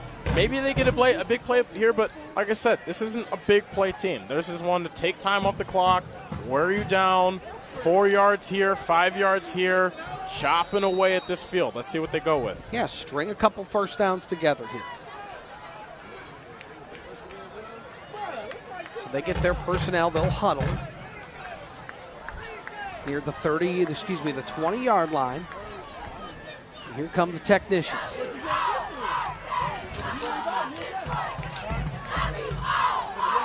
They're going to get a wildcat look here. Deontay Ellington in at quarterback. He's empty set. Calls for it. He's going to throw it. A little bit of a wild throw, but it's hauled in and then taken down at the 27-yard line. Late flag. Nice job there by that that offensive front until Jalen Howell was able to get his hands on it. Short gain of 3. We got a penalty here on King. Yeah, I get the unsportsmanlike call. And, I just said, if you're Cass, you got to avoid penalties and send yourself back. And if you're King, it goes for the same thing. You're in the lead, up by a score. Cass needs a score to tie the game. It's hard enough in this game to create big plays. You can't give them a free 15 there, Chris. So that clock will continue to run. Under 6 to play here in the half. Cass with a fresh set at the 43-yard line. Hendricks in motion. They fake the sweep to him. This time they keep it. Corey Sedler picks up, call it a yard and a half, just shy of the 45-yard line. So 2nd and 8. It's another one of those inverted read calls. Quarterback makes the right read there. There's not enough blocking downfield. So they're going to continue to keep Corey Sadler out there. Just having a hard time trying to find the play. Finally does. Communicates it to his team. They get set. They said 3 receivers left.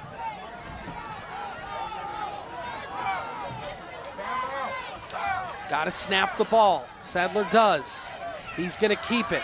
Trying to find an edge. A little shake and bake on the outside. And then he gets tossed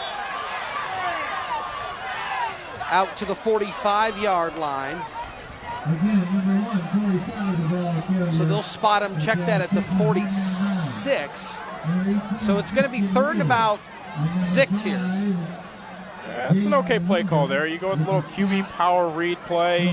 Let the blocks get established. I do appreciate the patience there from the quarterback and not just going for a hole that's not there. But at the end of the day, that's a great play by this King defense. And recognizing it, knowing the quarterback wants to run with the football. Now we go on 3rd down. 3rd, not exactly short, but you're not super crazy behind the sticks here either. Various options here, especially this close to midfield. So they roll with Sadler at quarterback.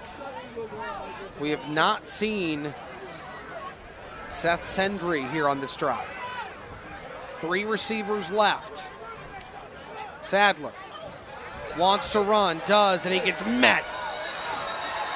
Nothing there as Jaden Windman was coming downhill fast, and it's 4th down. Cass is going to have to punt it away.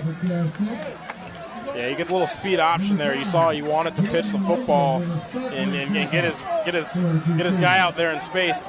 It wasn't really set up. And if in all honesty, this offensive line for Cass Tech is getting pushed back. They're getting bullied up front. They talked about how the King D-line had kind of poked the bear, and it's not looking like it. This bear is really getting poked back and back and back, and they really can't formulate anything as to what the Cass offense wants to do in their game plan. George Sanchez Murillo heels at his own 35-yard line. Clock continues to tick, under 3 to play here in the half. King about to get the ball back, up 7, 12-5. Get a good punt here, and he might be player of the game. And we got whistles. Delay a game here on the technicians.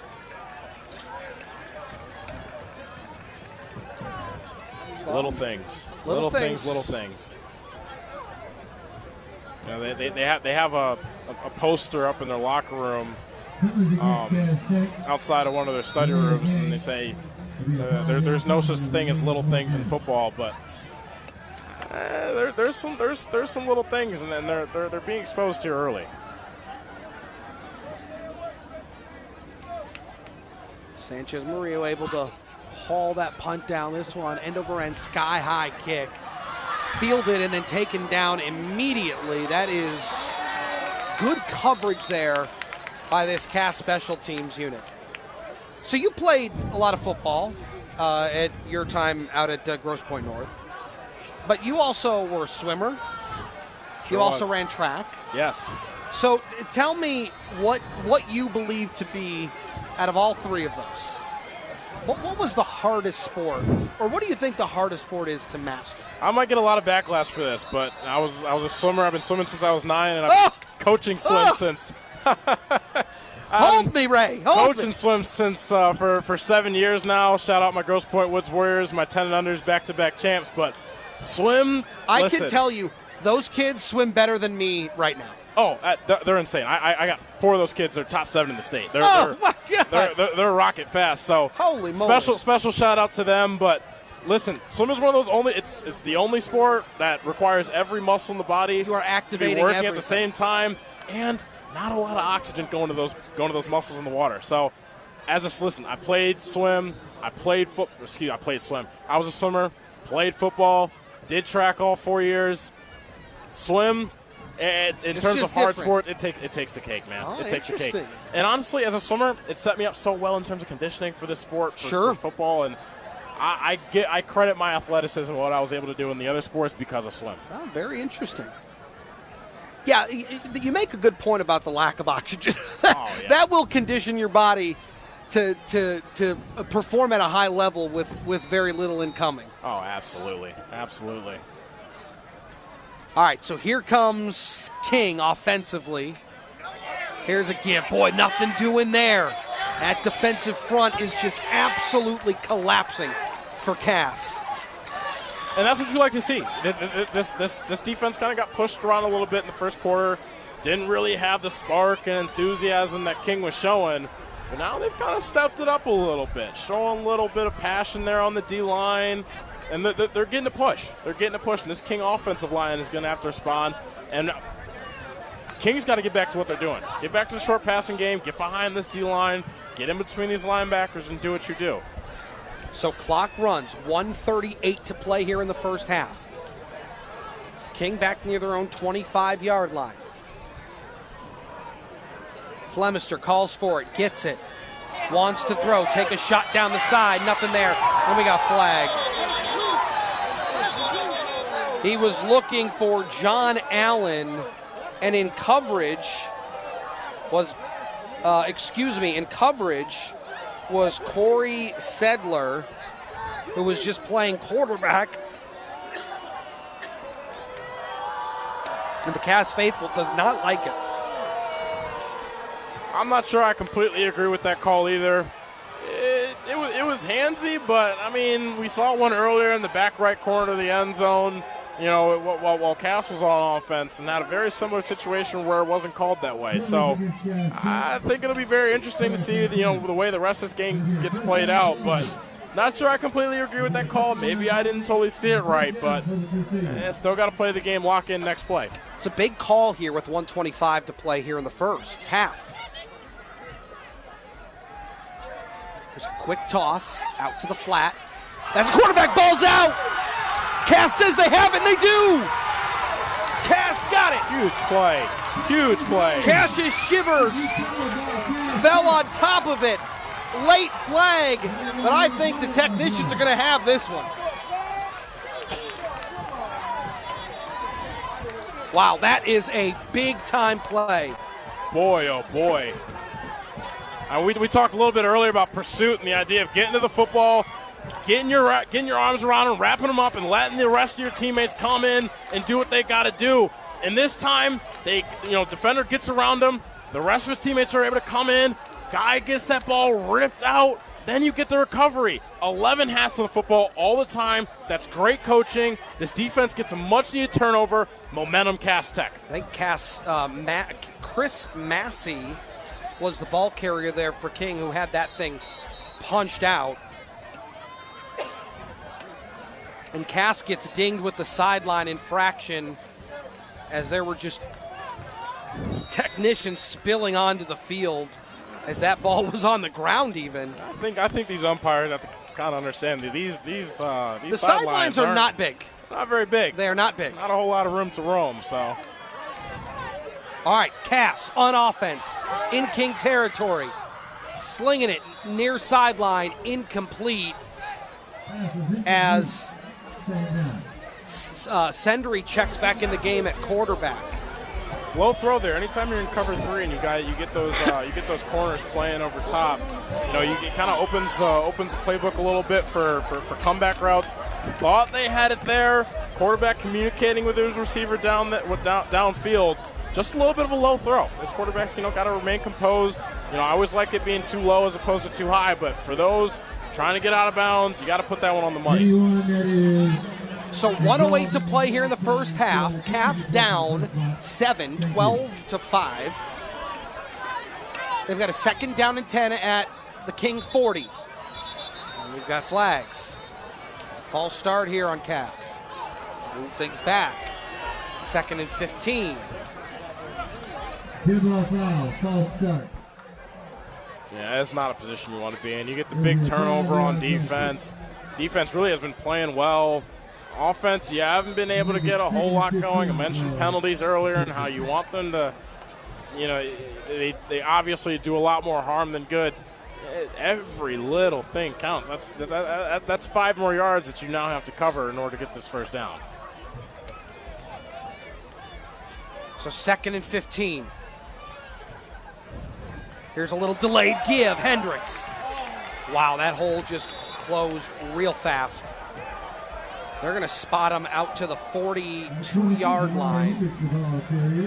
So a gain of about 3, but they got to hurry up. Clock's under 50 seconds. Sendry trying to communicate with his offense. Now the clock stops. It'll whistle. Cass is out of timeouts.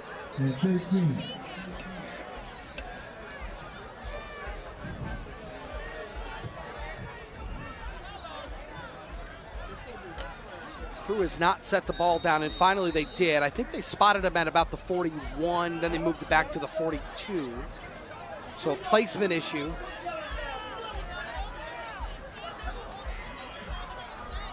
Sendry takes. 5-step drop, wants to go deep, nothing there, and he's going to get sacked. Sacked back at the 44-yard line. Yeah, Chris, I think that one's actually going to go down as a coverage sack. He had good protection there, just long enough, but nothing really developing downfield.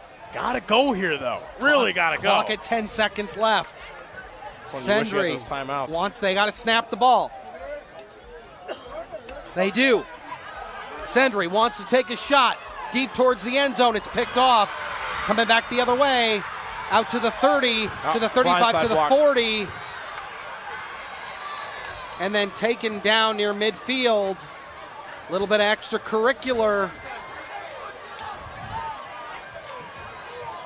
Yeah, Cruz over there just trying to separate these players. Both these teams are going to have a lot to dive into, especially this Cass Tech sideline 1.5. Finally they do. Now the coaching staff just trying to get everybody over the King sideline, firing up their faithful over on the far side.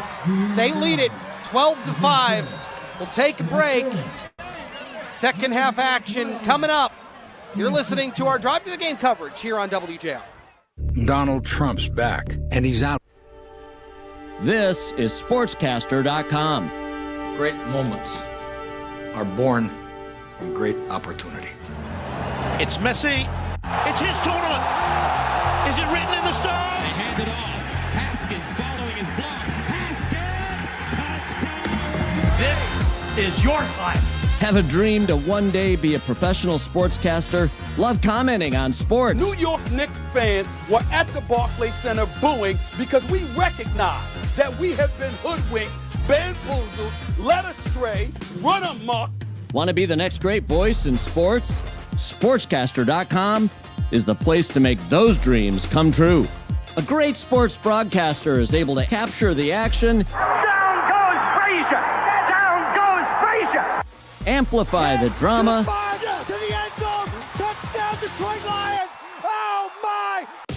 And create memories forever etched in our minds. A year that has been so improbable. The impossible has happened. Sends shivers up our spine, make us leap out of our seat, scream at the TV, and even ask ourselves, did that really just happen? Do you believe in miracles? Yes! Now it's your turn to let your voice be heard. SportsCaster.com provides all the tools you need to produce your own content, including access to the most exciting sports highlight clips.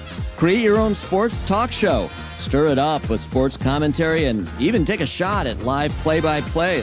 Whether young or old, new to sportscasting, or a seasoned voice in sports, just register and open your own channel, create and upload your content, and show the world you know sports.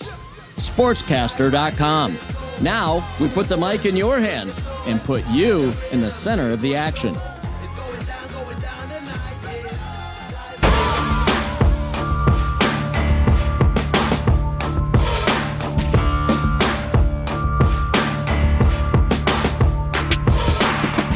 Drive to the Game is sponsored by your Southeast Michigan Ford dealers. Think Ford first.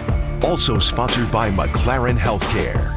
Now, for hometown halftime coverage, here's Chris Renwick. All right, welcome back. Halftime here at Cass and King. And, you know, obviously the realities is injuries and tweaks are a part of any high school athletic program, whether it's tennis, whether it's soccer, or certainly, obviously, football. And some injuries need much more attention, but the realities are they need to be monitored very closely, specifically at the high school level, when there's a lot on the line for some of these kids that will inevitably and eventually move on to play high school football. But the realities are they need to be taken care of at the high school level as well. And the physician care and the specified care that is afforded to these athletes, especially in-game, is so very important. I want to welcome in Dr. Guy Ball. He is an orthopedic surgeon with McLaren Healthcare and joins me here on Friday night. Doctor, it's good to have you. You have spent a lot of your career, or at least portions of your career, actually on the sidelines, helping these high school athletes in a time when they may need it. Talk to me what that's like. What is it like being on the field when you are administering care or at least diagnosing something during a game? Yeah, for sure. Thanks for having me as well. I've covered a lot of games in my career now, starting all the way back probably 6 years ago, starting locally with high school games in Oakland County, and then I took a year and went out east, and I was living in the Boston area, worked with the AAA Red Sox organization for a little bit, and then some of the schools out there. You start to learn that these athletes at any level, when they're on the sideline, they're kind of only thinking about one thing, and that's getting back into the game. And so it's always fun working with athletes because they're bringing a lot of energy. They're just there. I think Taryn should get a little bit of time here. Camaraderie. But that all kind of changes when they get injured. Yeah. And so well, this is like over the the years, half, I've kind of learned how to see what's a bump and a scrape, and something you can get right back into the game, and what's something that you got to be taken out of the game for. And always. Thank you. Brand new computer. And you're happy to be able welcome. to deal with It's the actually it's like athletes 4 that we years have old at least. in Oakland County, and very thankful me? for the experience that I had out east working with some major league baseball players and with some college athletes on in that side of the country as well. So in this instance, what are some of those common injuries that you see on the football field? Yeah, I mean, like we said, the most common things we're seeing are bumps and bruises, and you tell them to, get back out there, you're fine. And then the things that people are coming out of games for, probably most commonly, you're seeing things like ankle sprains, and then when you're looking at the knee, you're worried about meniscus tears, the dreaded ACL tear. And then the thing that a lot of the offensive linemen are looking at is MCL sprains. That's why you see a lot of the college athletes wearing these big braces. That's to protect them from those types of things that you worry about in your quarterbacks and your receivers, that they're going to injure their shoulders. You see things like AC separations or even dislocating their shoulder. And then sometimes rarely you'll see a clavicle fracture, and those types of things are all bringing these kids out of games. Hopefully getting them back as soon as you can, but definitely missing some time. Well, and the realities are, too, at this level, it's not that you have a medical staff or trainers, present at all times. There's a lot of due diligence that needs to be done, both on behalf of the athlete and then the parents, and making sure that if there is an issue, that they're making the necessary appointments to get their athletes checked out. Yeah, for sure. I think that the taking things from the immediate injury on the sideline to that kid going home on a Friday night to still complaining about things over the weekend, and then seeing somebody like me in the office on Monday and saying, okay, you've been icing, you've been elevating, you're still hurting, is what exactly is going on? Because it's nice when I get to evaluate a kid on the sideline, but I can't evaluate every kid on the sideline. Sure. And a lot of times I'm seeing them, a few days later, and mom and dad bring him in, and he's just limping on it still, or she's just still not acting right. And it's good to be able to kind of get the parents' perspective, because even just today in the office, every kid wants to get back to their sport as soon as humanly possible, and every parent wants to see their kid not in pain. And so it's trying to walk the tightrope of getting kids back to sport as soon as possible, but not putting them in harm's way. Yeah, and I think that's exactly right. And being in these types of sports, being in a team environment, great life lessons. But when you're at that age, you don't want to do anything that would put yourself in more harm. And I think that's something that a doctor like yourself, Dr. Guyball, would certainly be able to provide. If you or your student athlete need attention, you can find your nearest McLaren healthcare facility. You can make appointments at mclaren.org/get care. Dr. Guyball, thanks so much for your time. Really appreciate the insights. Yeah, I didn't know. Thanks for having me on, and happy to take care of any of the athletes that are finding themselves unlucky enough to get injured. We'll get them back on the field. Have a dream to one day be a professional sportscaster? Love commenting on sports? SportsCaster.com is the place to make those dreams come true. SportsCaster.com provides all the tools you need to produce your own content, including access to the most exciting sports highlight clips. Just register and open your own channel, create and upload your content, and show the world you know sports. So what we're doing with SportsCaster.com is we're giving people a platform, a community, all focused on sports broadcasting, whether it be a podcast, a piece of commentary, stirring it up with the other guys, the Michigan-Ohio State fans getting together on a particular issue and really going at it, whatever it may be, or a live play-by-play opportunity. People can go there, subscribe to the channels, enjoy their favorite sports broadcasters and their commentary and their content. And it's a great way for people to learn and hone their craft before they go out and, do it at the NFL or the college level. Well, I think that's a great idea. I truly do. And it's going to help broadcasters. You asked me earlier, what should a young broadcaster do to get started? Exactly what you're talking about. Yeah. Find a way to get on that SportsCaster.com, get on that high school broadcast. And when you do, tape it so that you have an audition tape that you can send to some other outlet, wherever it is, and say, hey, this is what I can do. This is what I've done before. Like actors send out lists of credits. Yep. This is a movie I've done before. This is a voiceover I've done before.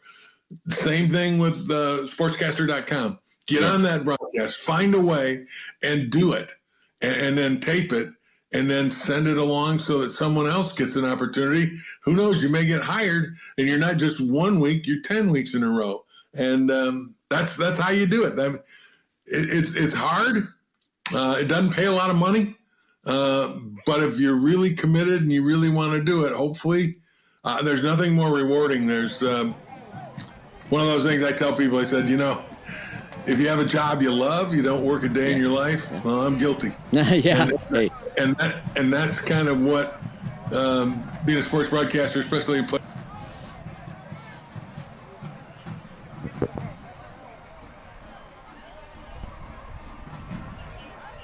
All right, welcome to the SportsCaster.com halftime show. Actually, Michael is off tonight, but he's filled in by the very capable Justin Rose. Happy to have you here, Justin. And Taryn Fritching joining us at the halftime show.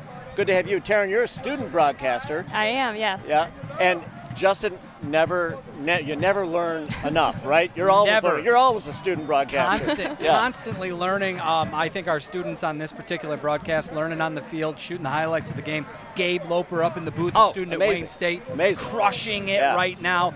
This game, though, really interesting. The game's a fun game so far. I mean, really who would have thought the baseball score of 12-5 would be what we have here at the half? And 12-5 King over Cass Tech. Who would have thought that? I mean, some people had that. I think you had that. You did have that. I did think. And it's a rivalry game, so you kind of figured 3 in a row for Cass Tech. Real hard to win 4 straight games in any rivalry, anywhere you are. So first half thoughts? I mean, fun game for sure. Exciting. The crowd is really into it. It's really an exciting game.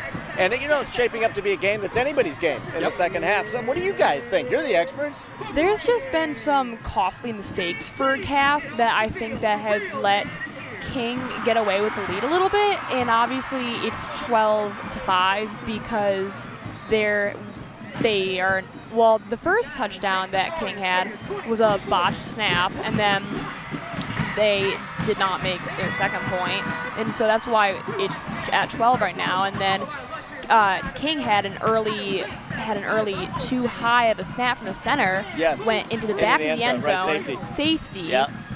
King was not happy about it. Of course. That's obviously that's a mistake that King can't afford to make, but I think that I just don't think that Cass Tech is in the right mindset. It's their first game at home, but I don't think that they're in the right mindset. It doesn't seem like it, does it? It's not, I mean, they're not.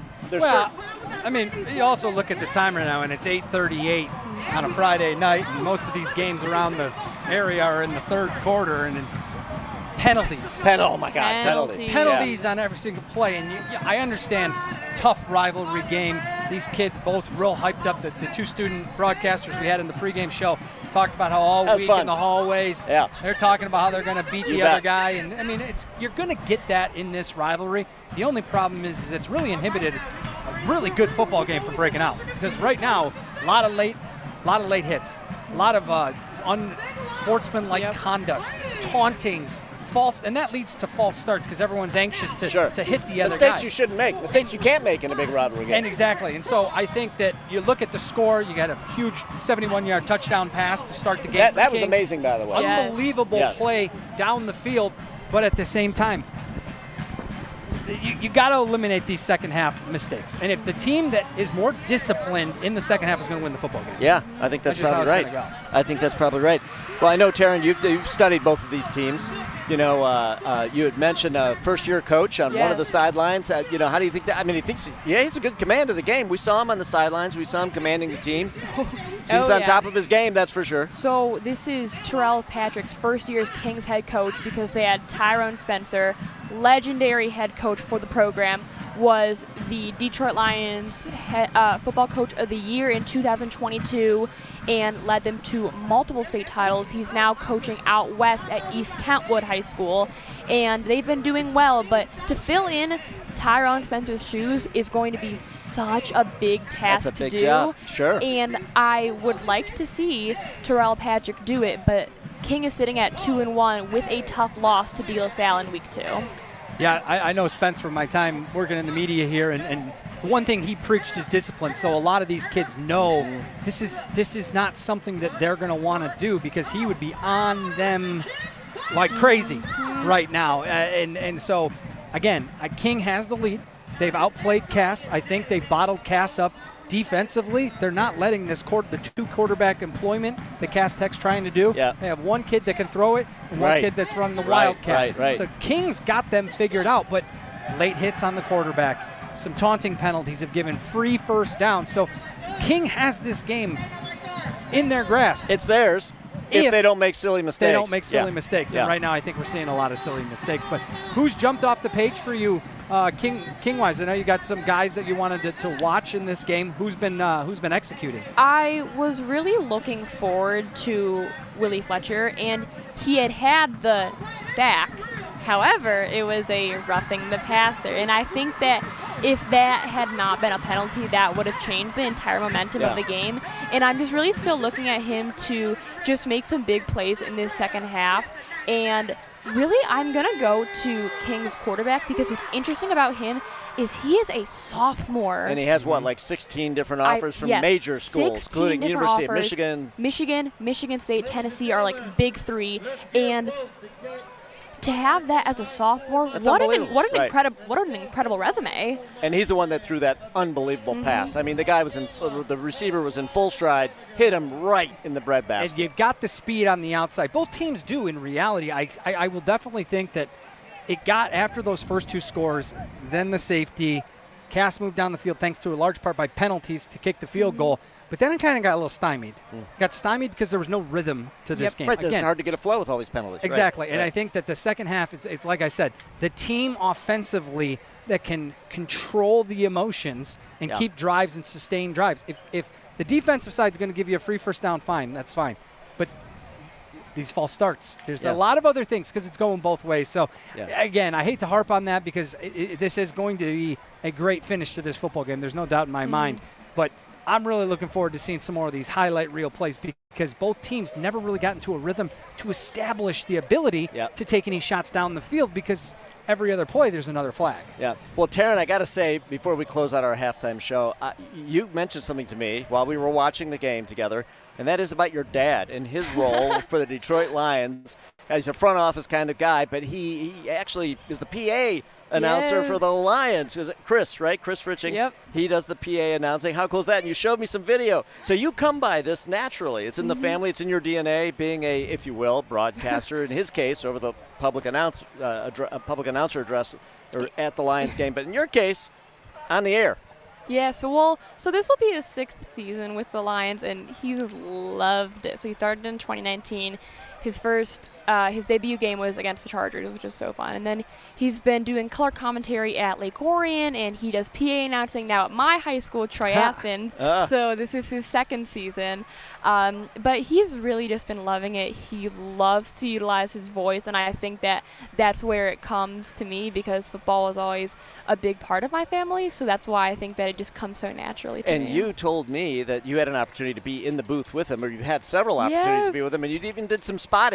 One time when the guy that normally does the spotting wasn't able to be at the game, you picked up the job. Yeah, I did. I did spotting for the Lions and Bills on Thanksgiving. Oh, Thanksgiving. And then I did 2 games for the UFL, the Michigan Panthers. And that's fun. It's like you feel so stressed before the game, but once you're in it, it's a flow. It's so easy, and I absolutely love it.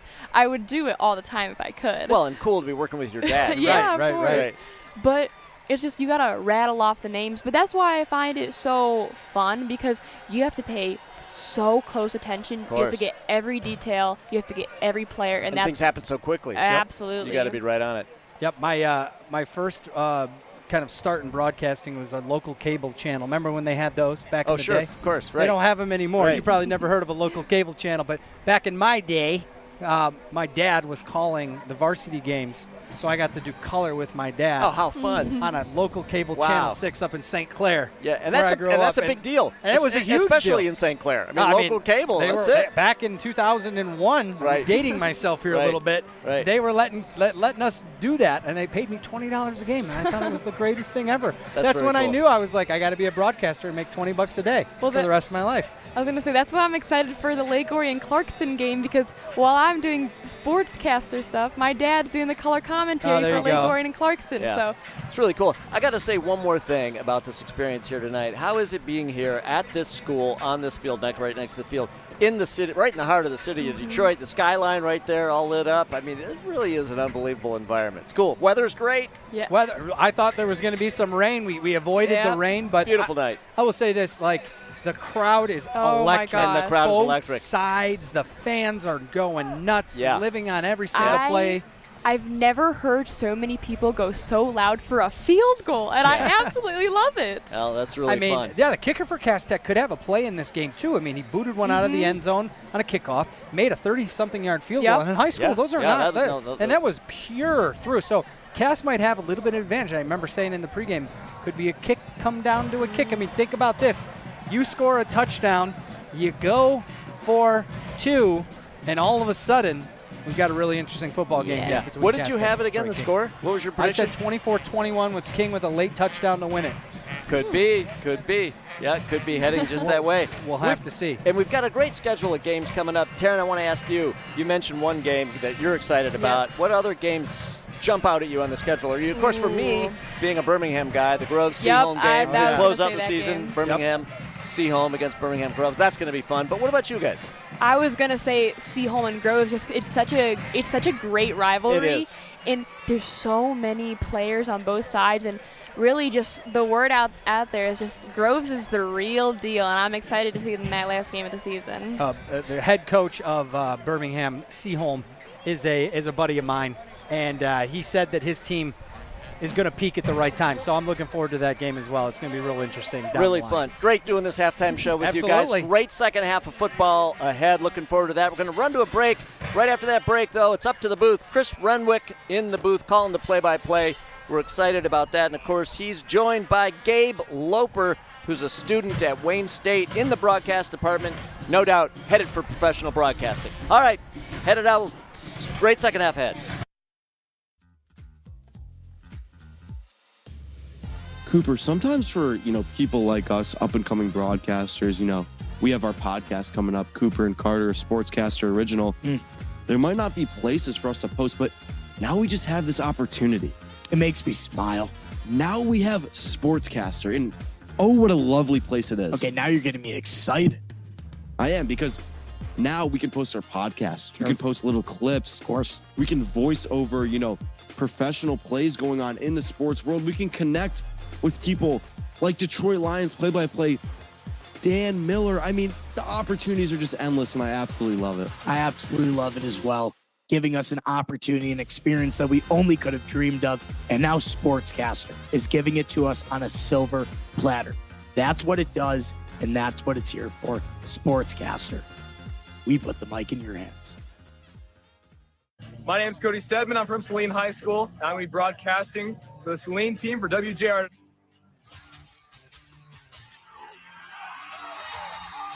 I never really thought that sportscasting would be my thing. I was really going towards radio journalism and broadcast journalism. But hey, if this is on the road to it, might as well hit it.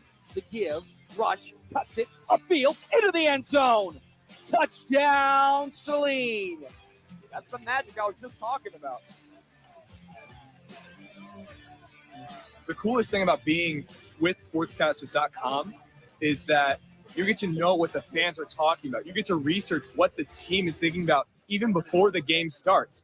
And being at the game, being able to report about the plays and knowing what the team is feeling like before you go into the game, it's a real big moment to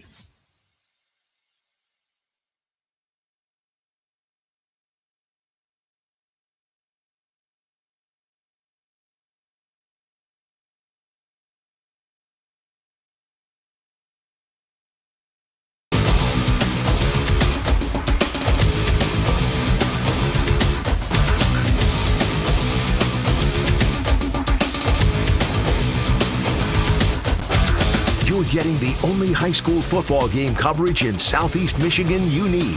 The Drive to the Game, sponsored by your Southeast Michigan Ford dealers. Also sponsored by McLaren Healthcare. Once again, Chris Renwick. All right, welcome back. Good to have you here at Cass Tech. Our Drive to the Game coverage brought to you by our Southeast Michigan Ford dealers. We have a good second half coming up. King leads this one 12-5 here as we get you ready for third quarter action. Gabe Loper, of course, joins me here from Wayne State. This was a fun first half. It was not mistake-free football. But with that being said, this game is still very much up for grabs. And there's been opportunities going both ways. Definitely not mistake-free football. A lot of penalties, a lot of different setbacks, but a lot of different areas where both coaching staffs can say, hey, we can be better here. I think both teams can run the ball a little bit better, run to set up that pass further downfield. A lot of different missed assignments, especially in terms of blocking schemes and everything else. But this coaching staff knows this is an experienced team. Both teams loaded with talent, loaded with good seniors and everything else. So we'll see how the second half plays out. And again, you're dealing with two really good football teams. A lot of talent on either side. And when the emotions get high, when the adrenaline gets too high in a rivalry game like this, you're going to see some issues, okay? But here's where I think both of these teams have an opportunity. Because this is just a 7-point game here, which means this is still anybody's game. I think that all of those little errors, all of the false starts, all of the kind of, personal penalties, things like that, those are only going to be under a larger microscope here. So understanding that this is still a rivalry game, understanding that this is still important to both these teams, you got to really tighten things up here in the second half. Oh, absolutely. And, usually the way it goes is first half you get all the emotion, everything else out. Second half, you're in the locker room, you're talking to your team, your position coaches and different players. And the second half is usually when you lock in. It's like, you know what, hey, still got a job to do, got to lock in, be smart, be technical, play smart football. Let's see what we can do here. All right, so King is going to kick this one off here to start the second half.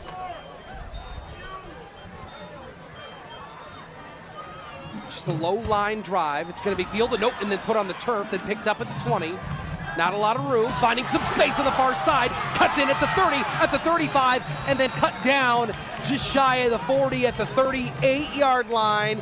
Making a mountain out of a molehill. There just wasn't a whole lot there after he put that thing on the turf, and then able to scramble forward for about 20 near the 40. I'll tell you what, Chris, when they look at the film room, number 28, Jeremiah Taylor, the DB, the junior, that's not going to be a great look for him. Kind of threw a little lookout block there. If he gets one more block, maybe he gets another 10 yards, maybe he's gone. Not a pretty look that's going to be on the film later. We'll see what he can make up for later going forward in this game.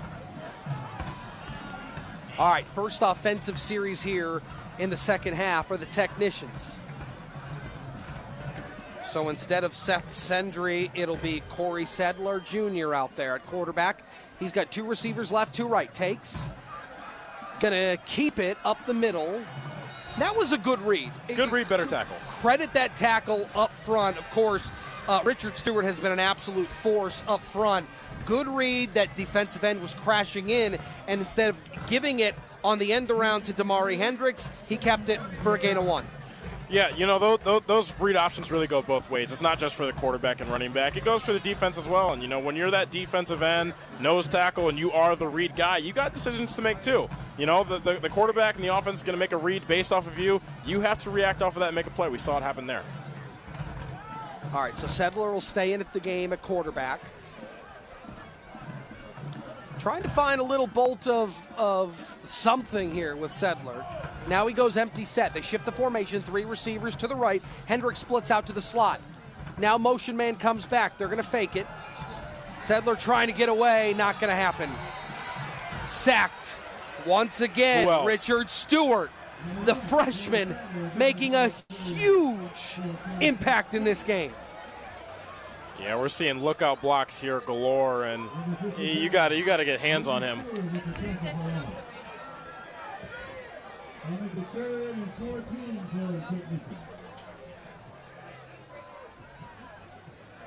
So So 10:25 to play, third quarter. Big third down after the sack. Ball spotted at the 35-yard line. Corey Sadler stays in the game at quarterback. We got a false start.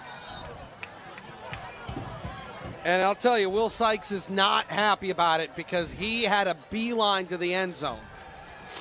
But that ball just wasn't snapped. Yeah, you got to stay in your stance. I mean, that's fundamentals. You know, it's second half, rivalry game. There's no excuse for that. So that'll move him back, spotted at the 30.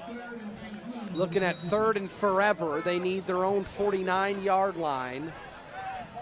So looking at a 3rd and 19 here. Curious to see what they go in terms of play call here. We saw King be in a very similar situation earlier. They went with the screen pass. I'm very curious as to what this cast coaching staff goes with here. You'd think it'd be something a little more conservative just because you don't want to, heaven forbid you turn the thing over. You don't want to put it in a bad position. They were trying for the screen. Finally, they get it. Out to the 30, to the 35-yard line. Still on his feet is Alex Graham. And then he gets taken down far sideline. Get back to near the line of scrimmage, so Cass can have to punt it away. Well, and that's when it comes back to penalties. And, seeing how much they can, really play an impact in this game. I mean, that was a 9-yard gain. It was a very solid gain. And, if you're playing in front of the sticks, that's a very, very good play. You're maybe looking at going for it here on 4th down close to midfield, but penalties set you back. And that's something that this coaching staff, still early in the season, give or take, that's something that they're really going to harp on earlier. But especially in terms of games like this, really got to cut those things out. So Castle punted away.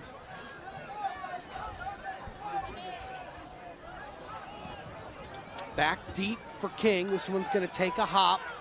Just going to look at it and then be down near the 30-yard line. Back deep was Deontay Ellington. But they'll spot it at the 30, so that's where King will take over. Want to thank our friends out at Deet Sports and Entertainment. Of course, you heard our lineup of games coming up this season, and we've had some good ones, and we will continue to have really good games, and our friends at Deet Sports and Entertainment playing a huge role in that for us, so we appreciate that. Thank you, fellas. And then, of course, this game here in the PSL is a huge one. 2-2-1 teams and a very tight game, kind of like we thought it was going to be here early in the second half. Yeah, and that's exactly what you're looking for. Close games, same division, not much separating these teams, especially early in the season. A win or loss here can really set you up or tear yourself down for the remainder of the season. So here's a give, just following some blocks, lower in the shoulder, out to the 40-yard line. Out to the 41-yard line, a gain of 11. Oh, Chris, you and I felt that one up there in the booth. Michael Dukes just trucking people over. More in the boom. That's what you like to see. That's just good football. Keeping it clean nonetheless. Running back charging through the hole. As a running back, once you see those DBs, those smaller guys, your eyes lighten up. Yeah. You get that shoulder laid down. You know that you're bigger than that next guy, and you just lay the boom. We saw it there, Chris. All right, so 1st and 10 after a gain of 11.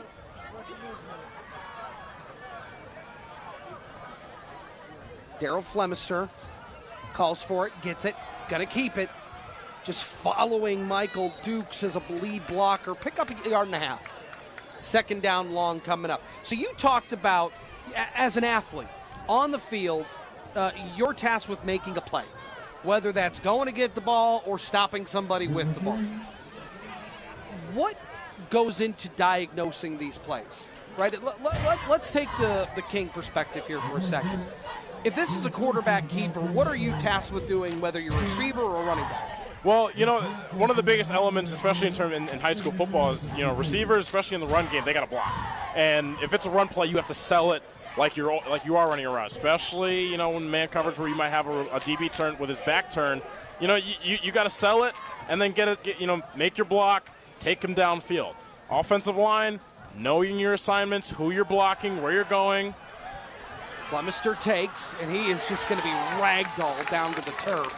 Able to dipsy-do around a couple of tacklers behind the line of scrimmage, picked up positive yards, call it 2, out to the 44-yard line, and then he was ragdolled down. So it's going to be 3rd and 6. Yeah, almost surprised we didn't see a horse collar flag there. I'd like to see the ref kind of keeping the flag in his pocket. But like I was saying, especially on offense, it's all about reading and reacting, knowing the play, also looking at the defense pre-snap. Where are they lined up? Where are your matchups, your favorable ones? And, kind of knowing pre-snap a little bit where you're going with the ball. As a quarterback, especially on those pass plays, you have your first read, your second read, your third read. You kind of have your either left to right or right to left kind of progression that we call it. And, making the right read, making the right throw, knowing what kind of ball it has to be. So all these things you really think about, it's almost instantaneous. It's not like you're thinking about each thing at a time, but it's a lot of thought process that goes into each play. Here's Flemister. Takes, gives, hitting the backfield, but those legs just keep churning. It's going to be a gain of 3. They're going to be shy of the first down, but here comes a flag.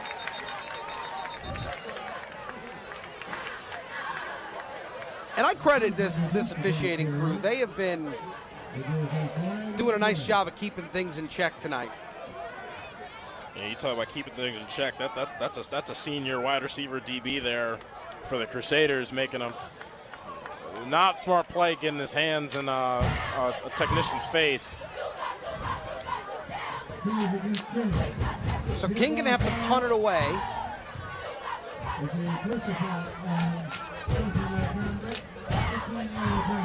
Back deep for Cass Tech is Will Sykes Jr. And football isn't just a battle in the trenches. It's not just a battle of, wideouts versus DBs. It's a field position battle as well. And a 15-yard penalty like that really hurts your team.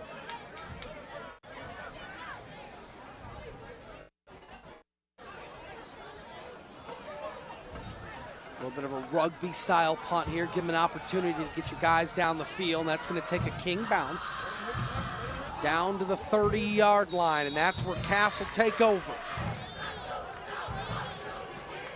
Now, did you prefer to hit, or did you like to absorb the hit? What was your favorite position on the field? Oh man! Did you like to deliver the boom? Did you like to lower the shoulder? Where were you at? See, I'm not gonna lie. I was a shifty guy. I was trying to. All right, so you're a receiver. Yeah, receiver, elusive running back. Okay. So I was trying to find the hole and kind of squeeze through there. If I got hit, I'll lower the shoulder a little bit, but.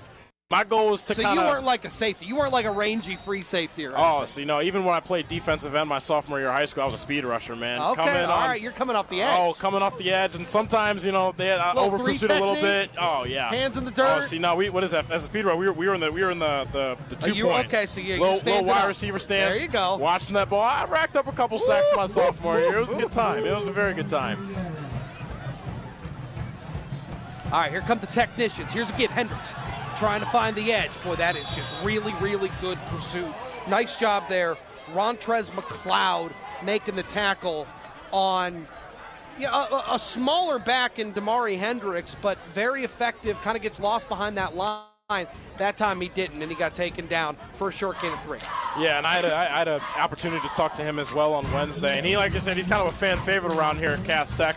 Scored that major game-winning touchdown last year in the 14-7 victory a year ago here. 14 seconds left on the clock. What a play that was. So he understands these big moments, what it takes to run hard, and he was telling me a little bit about that, trying to do more of that today. Seth Sendry back in the game at quarterback, wants to take a shot. Down the field, got a receiver, incomplete. Wow, that was really, really good, tight coverage. Curtis Perry on the outside, taking a shot at Corey Sadler, but it falls incomplete. It's 3rd down. I like the shot there. I mean, I think, you're looking 2nd and long. You're in that position where it's like you can either run the ball and set yourself up well for 3rd and short, or, take a shot, try to, move the sticks a little bit earlier, maybe catch the defense napping, but didn't get it there. I think there was not a whole lot of room to put that ball in. He put it in a place where really only his receiver could get it, but I'm not sure about that throw, and obviously Sadler's not too happy about that one. No, and he's not. But, Sentry hasn't taken a lot of shots down the field. He took that one early, and it got picked off and taken to the house. But he hasn't taken many of those shots, so I don't mind that shot there. I'm with you. All right, here's a give. Back to Hendricks, little cutback, finding a little space on the interior. Boy, he was really close to that first down. This near judge looks like they're going to give it to him at the 40-yard line. Khalif Cansey, big number 55 out there at the left tackle position.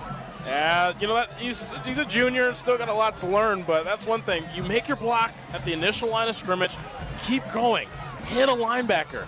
He kind of got in the way of his own player there, and that's one of those things, I always talk about the film study the day after. They're going to get away and get the first down here, but that's one of those things where it's like, hey, move on to the second and third levels. Keep those blocks going downfield. Chris Renwick, Gabe Loper from Wayne State, it's good to have you along with us this evening. Happy to be here. For some really good high school football PSL action, rivalry night here on WJR. Cass looking at a 1st and 10. Cedric gives it. Positive yardage. Nice hard run in there. Julian Taylor just kept the leg shorted. Gain of 2, but those can be effective runs on a drive like this. Oh, absolutely. And I think that play was a great example just of the fundamentals of football. Low man wins. You get pushed down to the ground a little bit. Hey, that's okay. Get those arms wrapped around those legs as the running back's coming through the hole and make a play. And you know that. You can run multiple plays out of a same formation, right? So on that look, they give you a run up the middle. On another look, Cedric could pull it on an option route and throw it down the field. It's important that you establish that running game early inside. Absolutely. So, the biggest thing is I was talking to the Cass offense corner. They want to run the ball effectively enough to draw these safeties up and make a play downfield. Cedric takes the snap, finds Hendricks in the flat. Check that. That is Julian Taylor on the far side of the field. He's going to be just shy of the 3rd down, but they are well ahead of the sticks. It's 3rd and 1 here for the technicians.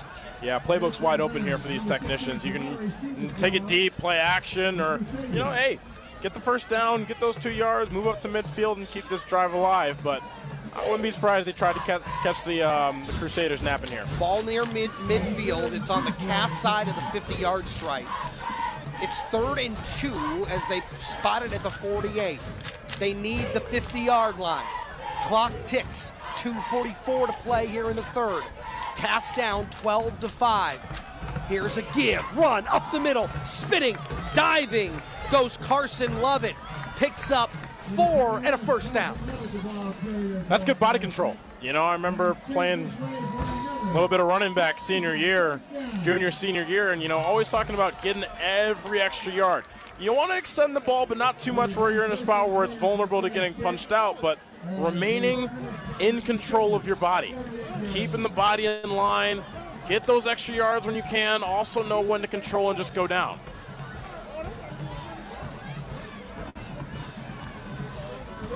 All right, 1st and 10. Cedric takes, fakes to Lovett, now rolling to his right, looking down the field, got him in, incomplete. Right through the hands of Jalen Howell.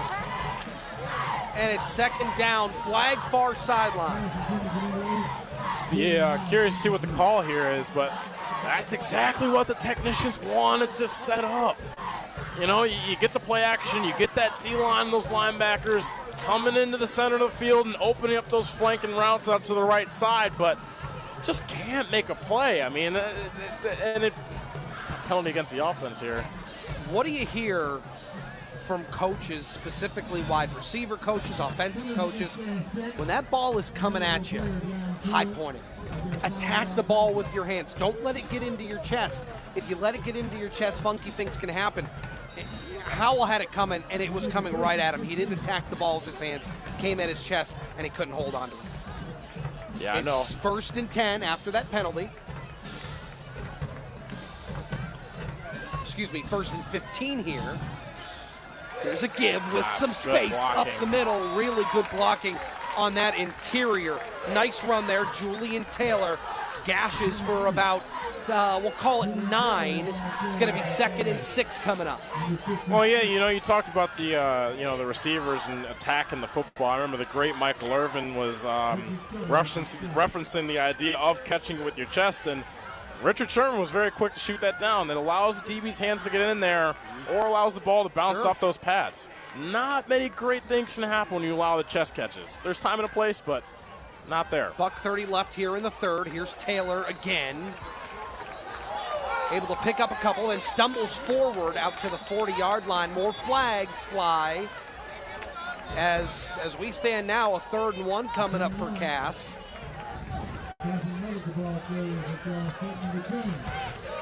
Cassius Shivers was walking back to the huddle for Cass, clapping his hands.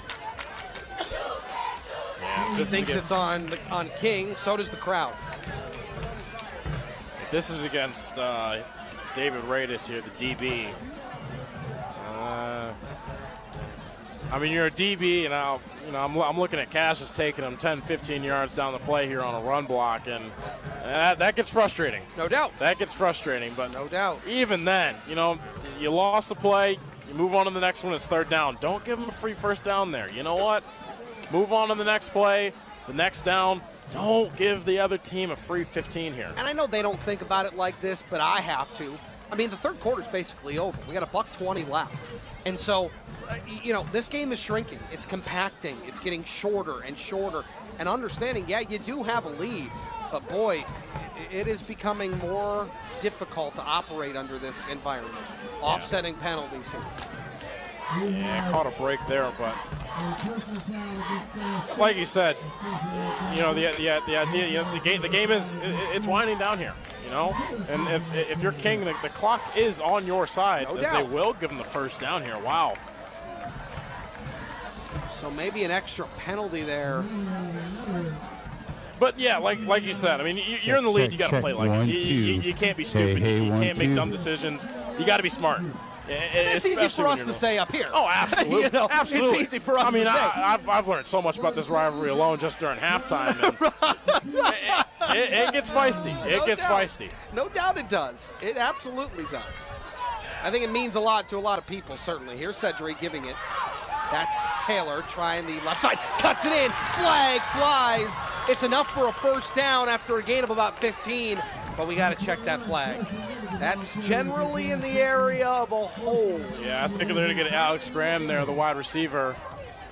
That was Carson Lovett. Check that on the carry. They're talking it over. Yeah, that's one of those things, you're running out there. We'll check the call. Sadler's pointing the other way. It's going to be a hold against Cass. So they're going to move this thing back, and that's a killer. Yeah, but honestly, I like the effort. No doubt. These Cass coaches, especially, in the run game and establishing who this technician offense wants to be, they love the receivers that block in the run game. Matter of fact, if you don't block, you're going to get taken out the game. So, hey, if you're number 7 there, get the block. But as soon as that play moves by, you got to let them go. Learning experience there. Still 1st down. Going to have another opportunity here. And you could make the argument that that's a hustle play, right? Like, that is you are playing physical, right? As a coaching staff, you don't want to discourage that. Sedler's going to take. Wants to go. Down the field, got a man. That one is bobbled, and then caught! Touchdown, Cass! Corey Sadler for 6. That's a great read there. King tried to kind of disguise the coverage there a little bit. Looked like they were going to play a little cover 3, but they drop a safety.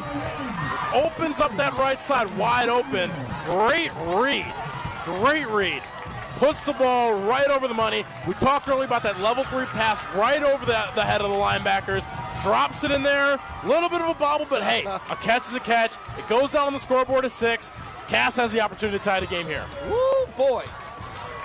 Minute left here in the 3rd quarter. Snaps up, kicks away, and it's good.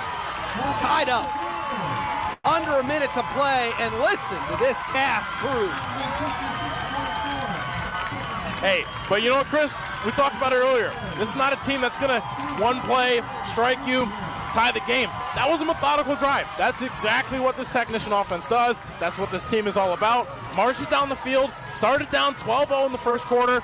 They've slowly creeped and crawled back into this game. That's what this team is all about. They have scored 12 unanswered points in a very unique fashion, we'll call it. To say the least. Off the safety, and then a field goal, and then obviously the touchdown and the extra point to tie it up.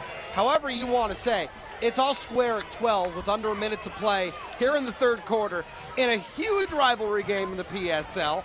2 top 20 teams in the state of Michigan. Big aspirations for the rest of this season, and we still got a quarter and a minute to play here in this one. This is what it's all about, Chris. This is what high school football is all about. High school here in the PSL, high school in the state of Michigan. You hear this crowd. Listen to this play. You hear this crowd. This is the best of the best, and it's honestly, it's an honor being here, able to commentate on this game, and I'm excited to see what the rest of this third quarter has for us and what the rest of this game has for us here, Chris. All right, back deep for King. Deontay Ellington. Do they go his way? He's a weapon. They do. Except it goes into the end zone, 6 yards deep. That is a heck of a boot by George Santes Murillo.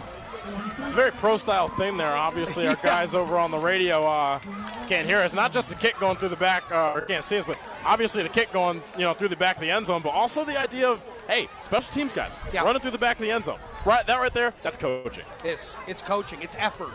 It's doing those little things that you talked about. It's all those little things can add up to big things. All the little mistakes can add up to big mistakes. But all the little good things that you do can pay dividends in a game like this. Yeah, and building off of that point I made earlier about the little things, and 1 point, not a lot of points, but remember, King missed 2 extra points here. Big reason why this game is tied up. All right, Daryl Flemister. That Cass defense is swarming. That's a positive gain out to the 24-yard line. This Cass defensive line, they've really ramped it up since the first half. I think they were trying to outsmart themselves a little bit, trying to get a little bit of, the stunts going on and everything else, but it maybe seemed a little bit too much. They've really simplified things, just simple gap-down defense, and it's working here for the technicians. So clock under 25 seconds, 22 seconds left here in the third quarter. Daryl Flemister. Through the Cass D-line, watch the ball. Settles in. Takes, gives, up the middle, nothing doing. And that is going to be the last play of the third quarter. Fourth quarter action. Drive to the game. Brought to you by our Southeast Michigan Ford dealers. Coming your way. We'll take a break. All tied up at 12. Don't go anywhere. You're listening to WJR. It's time to think Ford first. This is SportsCaster.com. Have a dream to one day be a professional sportscaster? SportsCaster.com is the place to make those dreams come true. Who was one of your favorite players growing up? Growing up, my favorite player was Devin Hester from the Chicago Bears. Yeah. Are you able to give us a little hint on what your draft day fit will end up being tomorrow? Money green. What's the coolest part about being invited to the NFL draft? You're realizing you're a step closer to your ultimate dream.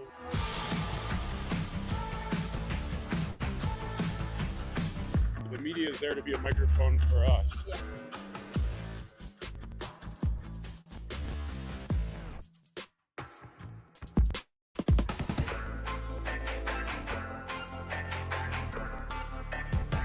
You can see all the great things that are happening here in Detroit.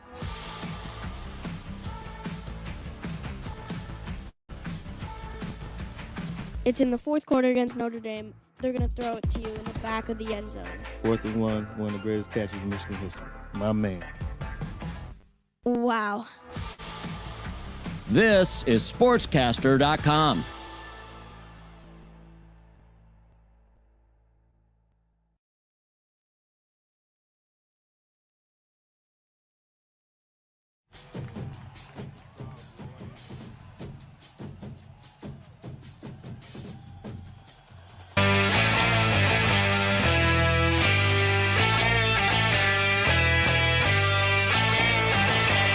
Getting the only high school football game coverage in Southeast Michigan you need.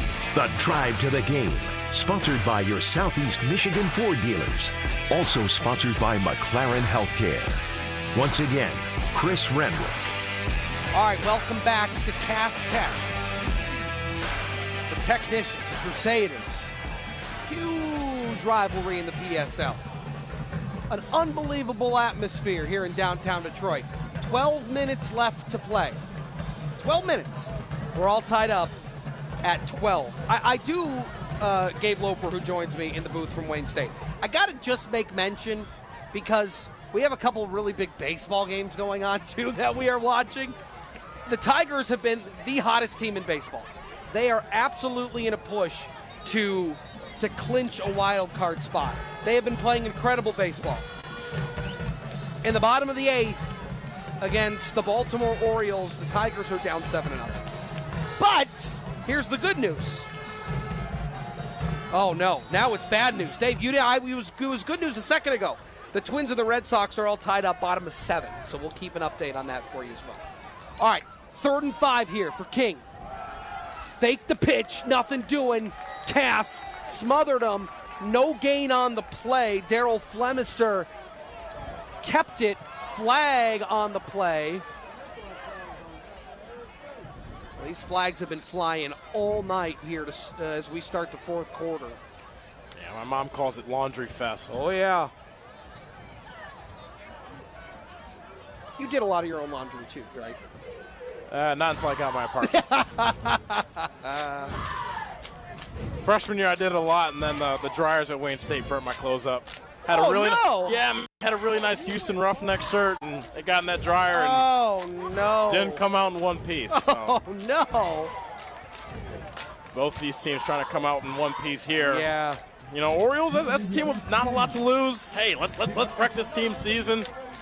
Very different than what we have here. Both teams with everything to lose, already one loss on each of their records. Cass had a heartbreaking loss out in Rockford, west side of the state. 30-23 was the final there.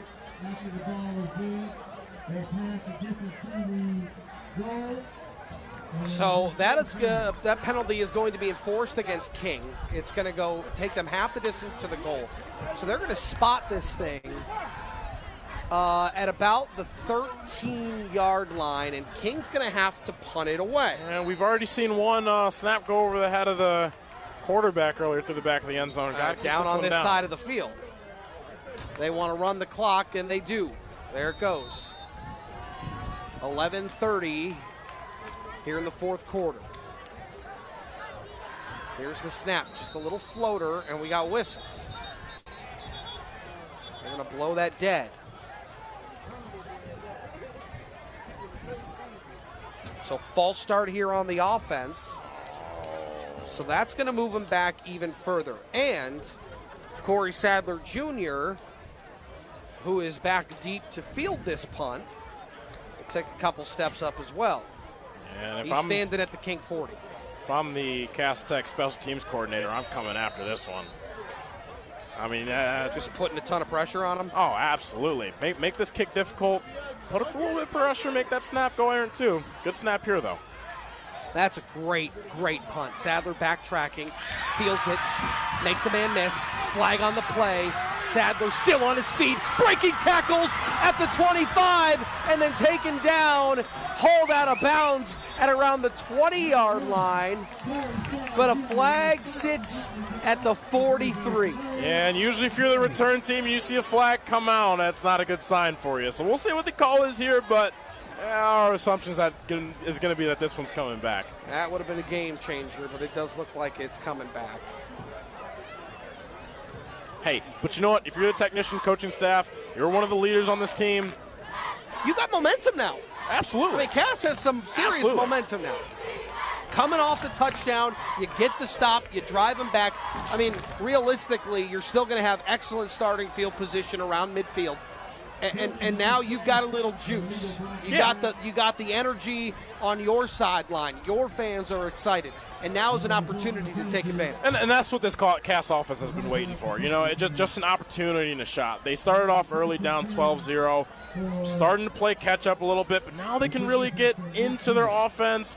Very similar situation to what this was last year. Remember, they wound this clock all the way down to 14 seconds, before Mr. Hendricks got in there for the game-winning touchdown.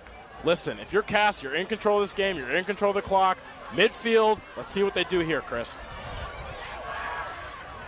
So the ball sits at the 50-yard line. It's 1st and 10 from there.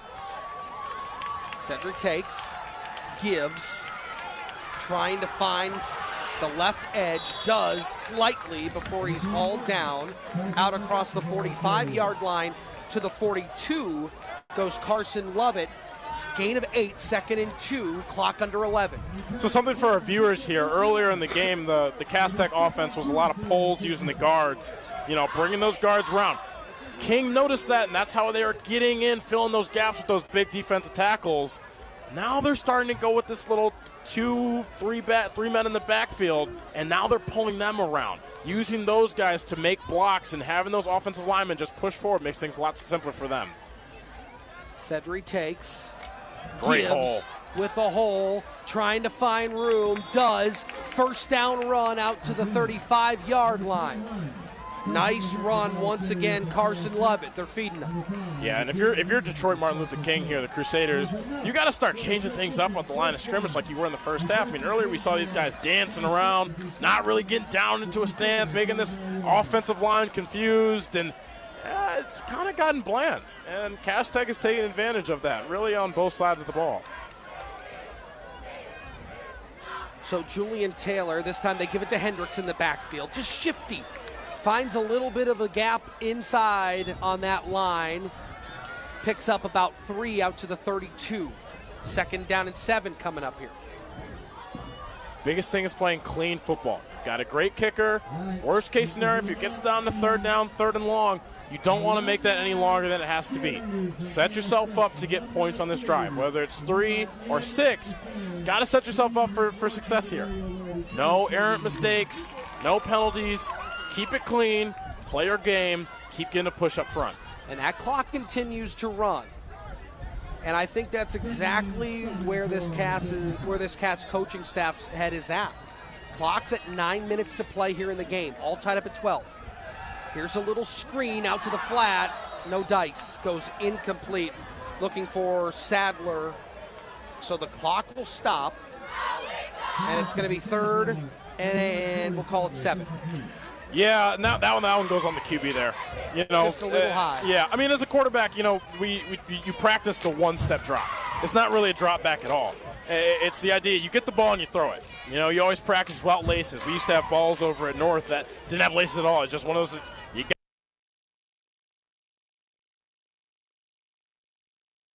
got too long to find the laces, and it ended up as an errant pass trying to fit in there. Got to catch it and throw it. One-step drop. So they stick with this 2 running back rotation, 1 on each side of Sendry, who gets this one out. That's Alex Graham. Enough for a 1st down out to the 22-yard line. See, I love that play call there, Chris. We call that a sit route. It's zone coverage. You got guys going over here, guys going over here. You want to make sure you're spreading those linebackers apart. Have that wide receiver turn, open his numbers up to you. You're going to have a guy over somewhere. Little sit route makes it really easy on the quarterback. Great pitch and catch. And it's not a high percentage dangerous play. Oh, real easy. Relatively safe, even if it falls incomplete. Real easy. 1st and 10 now from the 23. Sendry takes, gives. That is Taylor once again, Carson Levitt. And he's picking up chunk yardage now. Call it a gain of 5 inside the 20 down to the 17. Yeah, they're really dominating here with that outside zone run scheme. King really only has 3 down linemen right now. Looks like they're switching to a 4-3 look, trying to get more bodies up front, because right now they're just getting pushed around. Earlier they had a lot of linebackers out there trying to fill holes, but now that they're not pulling guards anymore, pulling those running backs one or the other, it's making holes. And the Cass front really getting a nice push here. They give it to Levitt once again. Just pushing forward for another 1st down. It's going to be a gain of 6 just outside the 10-yard line. So it'll be 1st and 10 from about the 11. Yeah, and if you're the Cass Tech offense, this is exactly where you want to be. Offenses love 1st down and 10 close to the goal line, because you still get another 1st down before scoring a touchdown. Field gets shorter down here. We'll see what they call, but if I'm Cass Tech, take with the run and stick with it. There's a give. Wow, that is a really good play in the backfield. That time taken down for a loss on that play. Gregory Keller making the play. That was a heck of a play. Loss of 2 check that, loss of 3, so that brings up 2nd and 13. Yeah, we saw Gregory Keller checking the game just recently, trying to get some fresh legs in, rotate the starters out, rotate the starters in. This is a King defensive front that's talented enough where you can do that and still provide success. Right now, trying to figure out which rotation works the best. They get the stop there, puts this Cass offense on the back foot here on 2nd down. 6:45 to play, all tied up at 12. Sendry sends a man in motion, and we have a flag. That's going to be a false start on the offense, and that's going to move them back. So now, instead of 2nd and 12, 2nd and 17. Yeah, and that's a tough penalty. It's a tough penalty down. Yeah, it's really tough, and we've seen earlier as this game has progressed that this Cass Tech offense hasn't really done well behind the sticks. So, from here on out, hey, still got to play the game, get what you can. If you're Seth Sendry, don't force the ball downfield. Still make your plays, make your reads. You got a good kicker. Worst case scenario, you might come out here with 3 points. And again, time is absolutely on their side. They have plenty of time to operate. 6:20 left to play in this one. All tied up. You got to come away with points. You got 5 down defensive linemen really trying to stop this run. And we got a timeout here. Cass saw that, and they wanted to talk that one over. It was about time that King defensive front changed things up. It seems like whatever they had going in the first half was really effective, and then kind of switched to a more basic thing, a basic concept for the second half, which usually you see the inverse. But they go 5 down defensive linemen there. Coach saw it, didn't like it, especially if they had a run fit going on. That probably wouldn't have worked with those 5. And I think a couple of them are somewhere around 250-plus pounds, and not going to run really well against that. It would be difficult. Now, here's I think the thing if you're King, and I love bringing in that extra D lineman. It just adds another wrinkle that Cass wasn't prepared for. But if you're King, I think at this point, it's we gotta mitigate this. So what do we mitigate? How do we mitigate this? We at least force them into a field goal attempt. We got to keep them out of the end zone. So it's 2nd and 16. Cass can still get a first down at the 1. But at that point, I mean, you're looking at, I mean, that would be a pretty explosive play. So I think from King's perspective, it's just mitigate it, keep them to a field goal. Cass, you got to come away with points, whatever those points may be. Absolutely. And, especially if you're King here, you got a shorter field behind you. Still got to keep everything in front of you. It's going to be a little bit easier since you got the kind of 12th defender of the goal line back there, but make it easier on yourself. Get pressure, DBs, stay back, don't let your man behind you.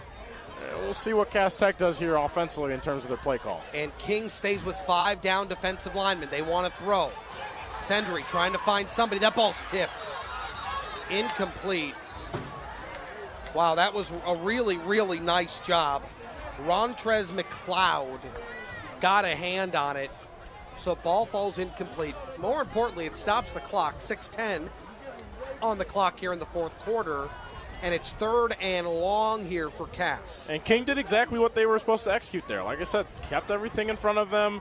They kind of brought back that levels concept again, except for minus the play action. It was just a simple 5-step drop. So Sendry didn't like what he saw downfield, went with a check down. D lineman. He almost gave a little shoulder shake.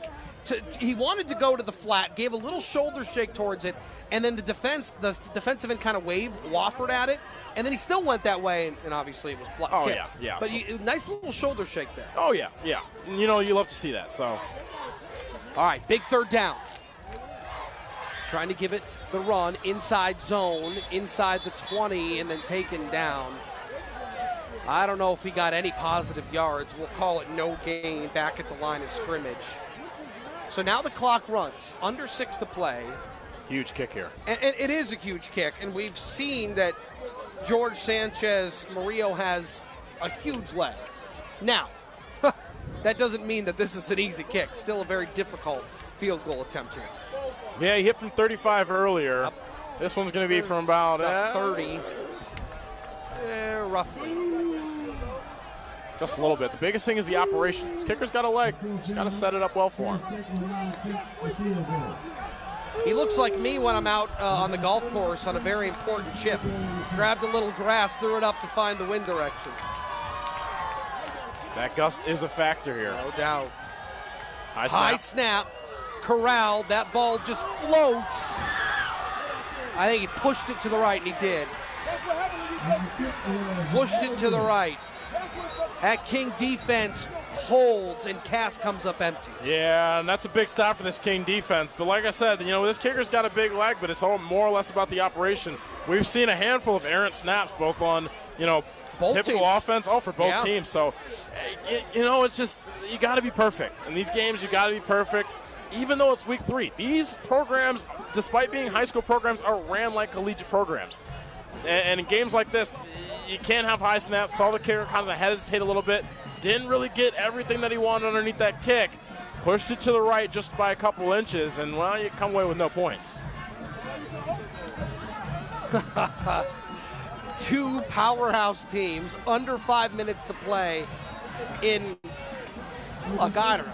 You make the argument it's one of the top rivalry games in the state of Michigan. No, I'd say one of the best in the country. I mean, it is an unbelievable rivalry, and we're tied at 12. King on offense at their own 20-yard line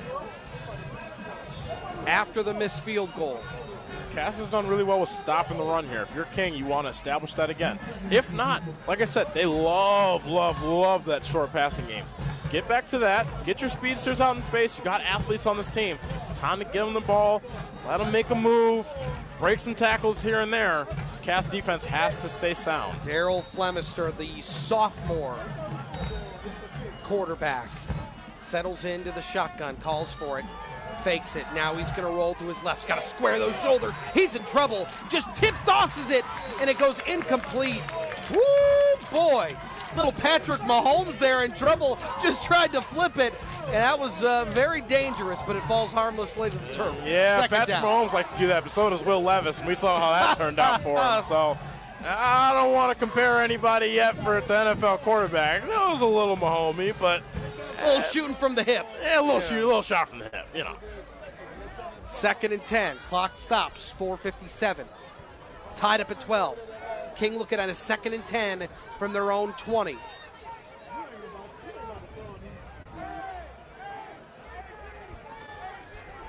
Big play here.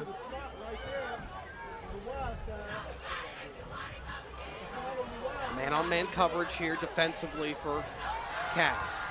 Now they drop into a bit of a zone defensively at the linebackers. Flemister got a roll, throws incomplete, getting pressured from the backside. Coming around the edge, Gavin Fernandez. Yeah, and that's great coverage there, Chris. You can kind of tell that King in their formative offense, they wanted to get some quick passes. They wanted to get a guy outside. You saw the Cass Tech DBs kind of make a little bit of an adjustment going from inside to outside leverage. Kind of took away those quick out routes. Quarterback had to make reads faster than he wanted to.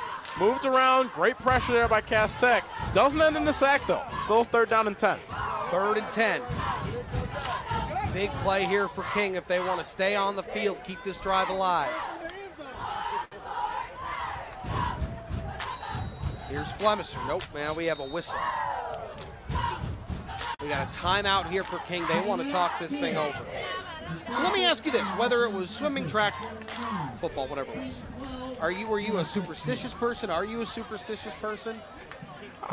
It depends. I think there's elements where I was superstitious. Okay. It got a little exhausting at times, but... Well, what was that like? What was the ritual? What was the routine? Oh, man. Well, it was different for different sports. For swim, it was always the bicep clap onto the chest. That was my go-to.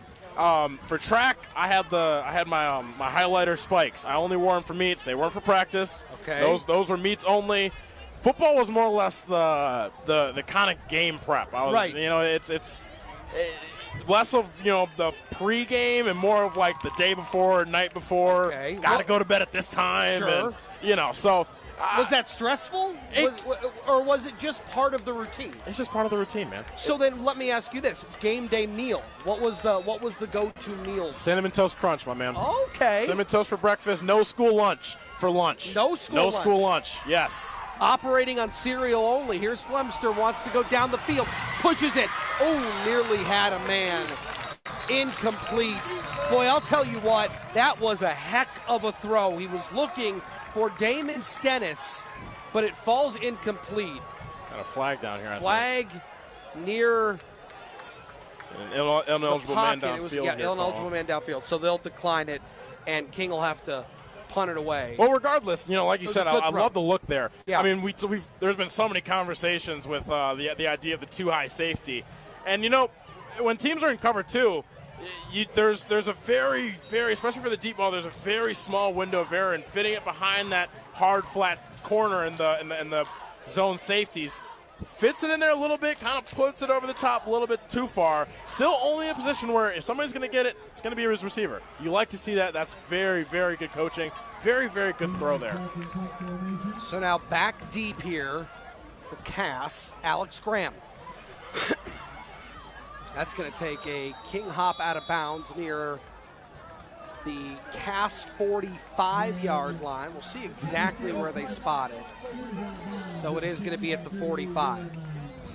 And this is a guy who has made a couple of plays today, but Alex Graham came back, was at Cass to start his high school career. Last year went and played football down at IMG Academy in Bradenton, Florida. I mean, that is a powerhouse, high school program. That they have turned out a ton of NFL talent.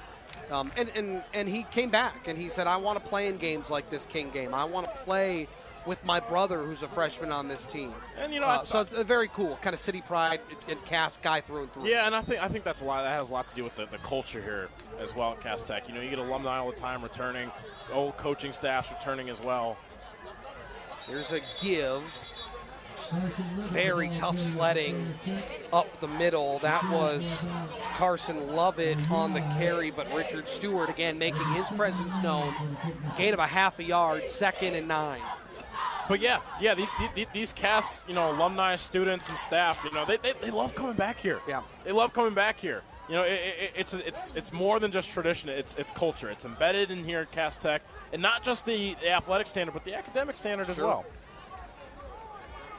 So clock runs, 3:57 to play here in the fourth quarter. We are tied at 12. Cedric goes in motion. Here's the pass. Got his man trying to find the edge. That's good tackling as there was just no more room for Julian Taylor to operate. Credit Samari Stevens on the pursuit there. Gain of 6, so it's going to be 3rd and 4 here. And that's what you like to see from Seth Sendry there. You saw he kind of wanted to check down to that sit route once again. Wasn't there. Go to your swing route. Linebacker's crash gives you a little bit of extra space there on the left side of the field. And now we've got whistles. Timeout here for King. So they stop the clock with 3:15 to play. See, earlier we had the first half, we had Cass Tech blowing through timeouts, and now King is taking a couple here too. I'm not sure how I feel about that. I play a lot of Madden, I play a lot of College Football 25, and almost always I try to hold those timeouts. You want to save those things. Gotta save them. Those things become very valuable. You got, especially high school kickers and stuff. The idea of icing them and. You burn them too quick. Granted, maybe you're not completely set on defense, but you got to treat those things like precious diamonds. Well, so situationally, 3:15 to play. I believe King has one more left. All tied up at 12. It's 3rd and 4 here. So if Cass doesn't get the first down, perhaps we see King take that other timeout, stop the clock, and give yourself an opportunity to march down the field. Absolutely. I think this is shaping up to be one of those games where the last team to have the ball might win. So let's see what Cass goes with here. They stick with that 2 running back system, flanking Cedric on either side. They're going to give it. Nothing doing. Snowed under. So 3:10. And now the clock continues to run. Under 3.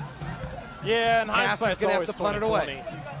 Hindsight's always 2020, and you can look back and running that ball there, 3rd and 4, maybe not a great play call, but they have been running it well, especially in those 3rd and short, 3rd and medium situations. So, yeah, Cass went with what they knew there, and it didn't work out from this time. King was ready for it, but I don't hate the play call there. 2:30 to play, tied up at 12. George Sanchez Murillo out to kick this one away.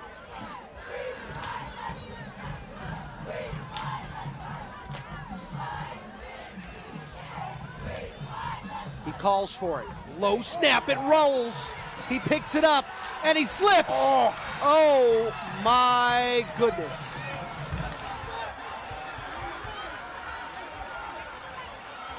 Wow. We've had issues with the snap on both teams all night, and that time Sanchez Murillo couldn't pick it up in time and then slipped.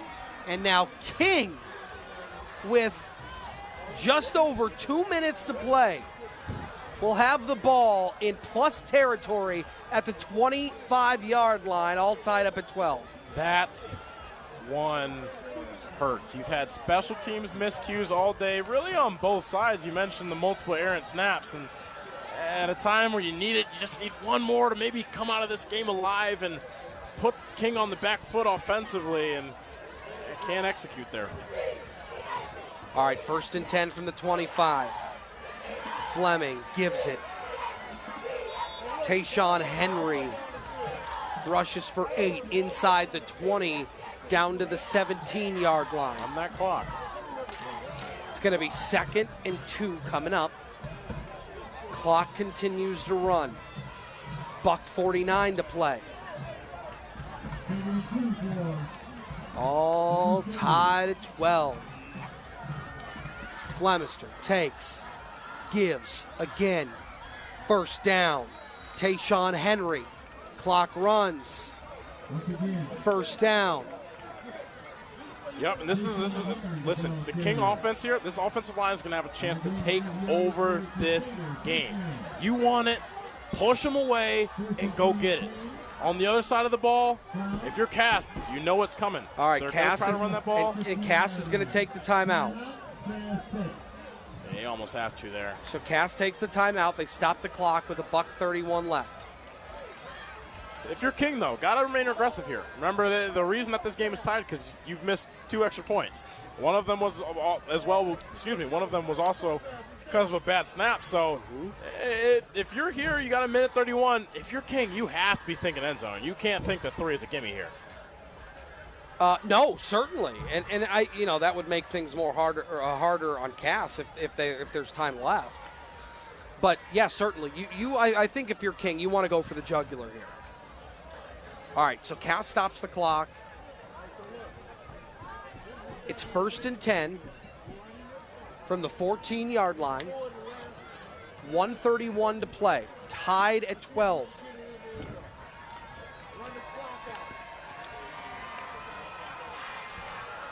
Daryl Flemister takes this King offense to the line. He's got Tayshawn Henry in the backfield with him. They go heavy up front. They give it to Henry. Churning those legs onto the right side of that formation. He gets to the 10. Gain of 4. 2nd and 6. Clock ticks, 1:17 to play. Just hard-nosed football. Give it to your back. Nothing super complicated up front. Simple little read option there. You can kind of see the quarterback here checking that defensive end, seeing if he wants to pull it. It's been safe so far, just giving it to the back. Under a minute to play.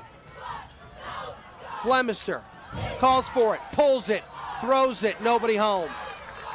And that was just good pressure up front. Nice job. John Baker getting in his face, so clock stops on the incompletion. And that play call really comes from, what I was just talking about. The end has been sitting there when they've run these last couple read options. So, hey, you know what? If that end's been sitting there, pull this one, keep that end sitting there, get you a little play action pass, hit somebody coming out in the flats on that left side. This time, defensive end crashes, you get pressure, blow up the play. Good play call by the King offensive coordinator there. Better play recognition by this Cass D. 50 seconds left. They pitch it on the option, and it's tackled. That's going to go for a loss. So the clock runs. Clock runs. It's 4th and 6. Here come the field goal unit for King. 30 seconds to play. Clock is a factor. We're tied at 12. I think King is my guess is they're going to call a timeout here. Yeah, wind it They're not down. standing by the referee, though. All right, so there's the whistle. There's the timeout. 15 seconds left. So they bleed a little time off the clock. It's 4th and 6, and out will come the field goal unit for King. All tied at 12. Yeah, and this is a 3-step process here. So it's going to be the snap, the hold, the kick. For a game winner, you have to be perfect on all 3. Each one leads to the next. Bad snap leads to a bad hold, bad kick. And boy, if one of those things go wrong, if you get that bad snap, all of a sudden the pressure ramps up. All of a sudden, what do I have to do? You start overthinking. The holder, are you getting the laces out? And then that's how the mistakes happen. Yeah, and then we saw on Cass's as the kicker's running up to it, there's doubt. There's doubt. I mean, we saw that earlier. You know, with Cass, as they had that errant snap earlier. High snap caused that kicker to stutter step a little bit. You know, as every piece of this operation counts. It matters. King has to be perfect if they want to come out of this game with a win. I don't see a field goal unit on the field. Maybe it's that it's not guaranteed. So it's a 4th and 10 after the tackle for loss. 4th and 10. And now Cass wants to take a timeout. I don't know if they weren't expecting that or if they are just hoping that King tipped their hand. Yeah, I mean, it could be both, really. But with Cass having that other timeout, I don't know. I think if they call that timeout earlier, right as the play ends, and there's 40-something seconds left on the clock, maybe that was a better time to call that timeout. Save yourself some clock, whether they end up going for it, don't make it, or I don't know if this Cass coaching staff has really set this team up well here in the latter stages of the game. So Bryce Moore is the kicker for the Crusaders.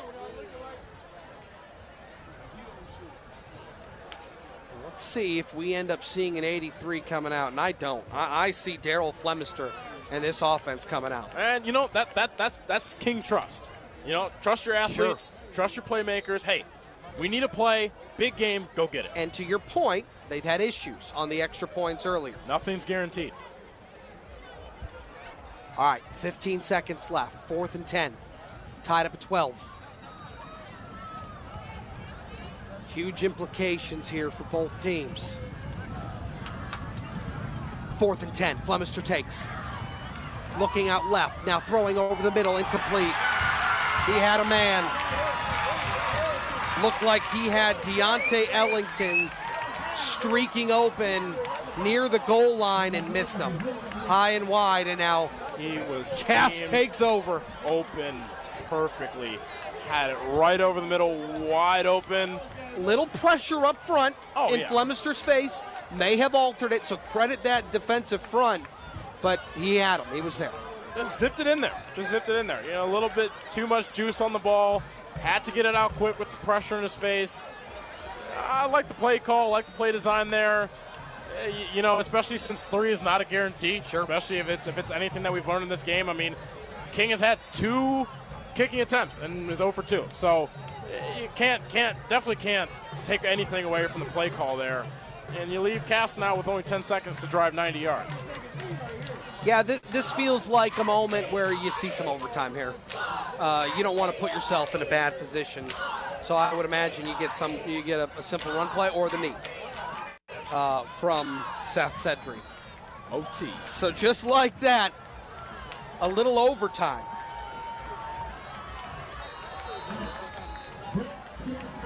Overtime here at Cass Tech. Cass and King. Oh, boy. And look, here's the thing, is understanding, King missed a couple extra points. Cass missed a field goal.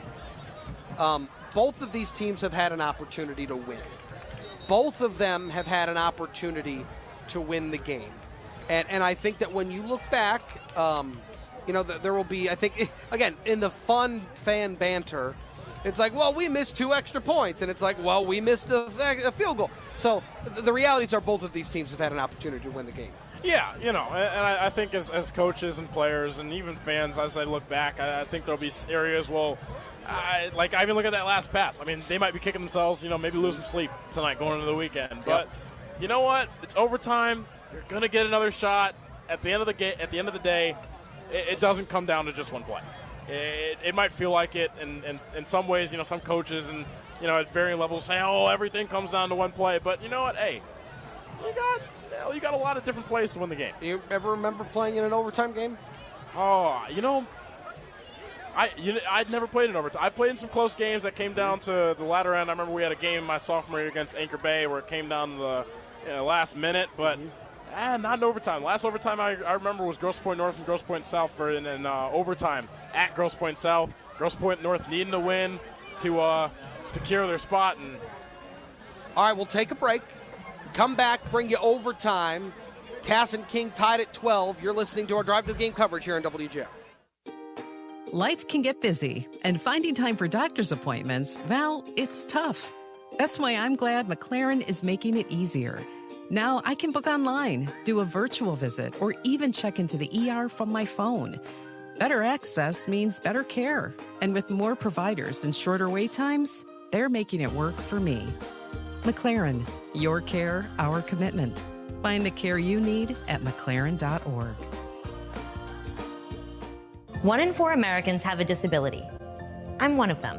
I'm also a working mom who cares deeply about making sure every child with a disability thrives by getting their access needs met. We've got a trusted ally by our side.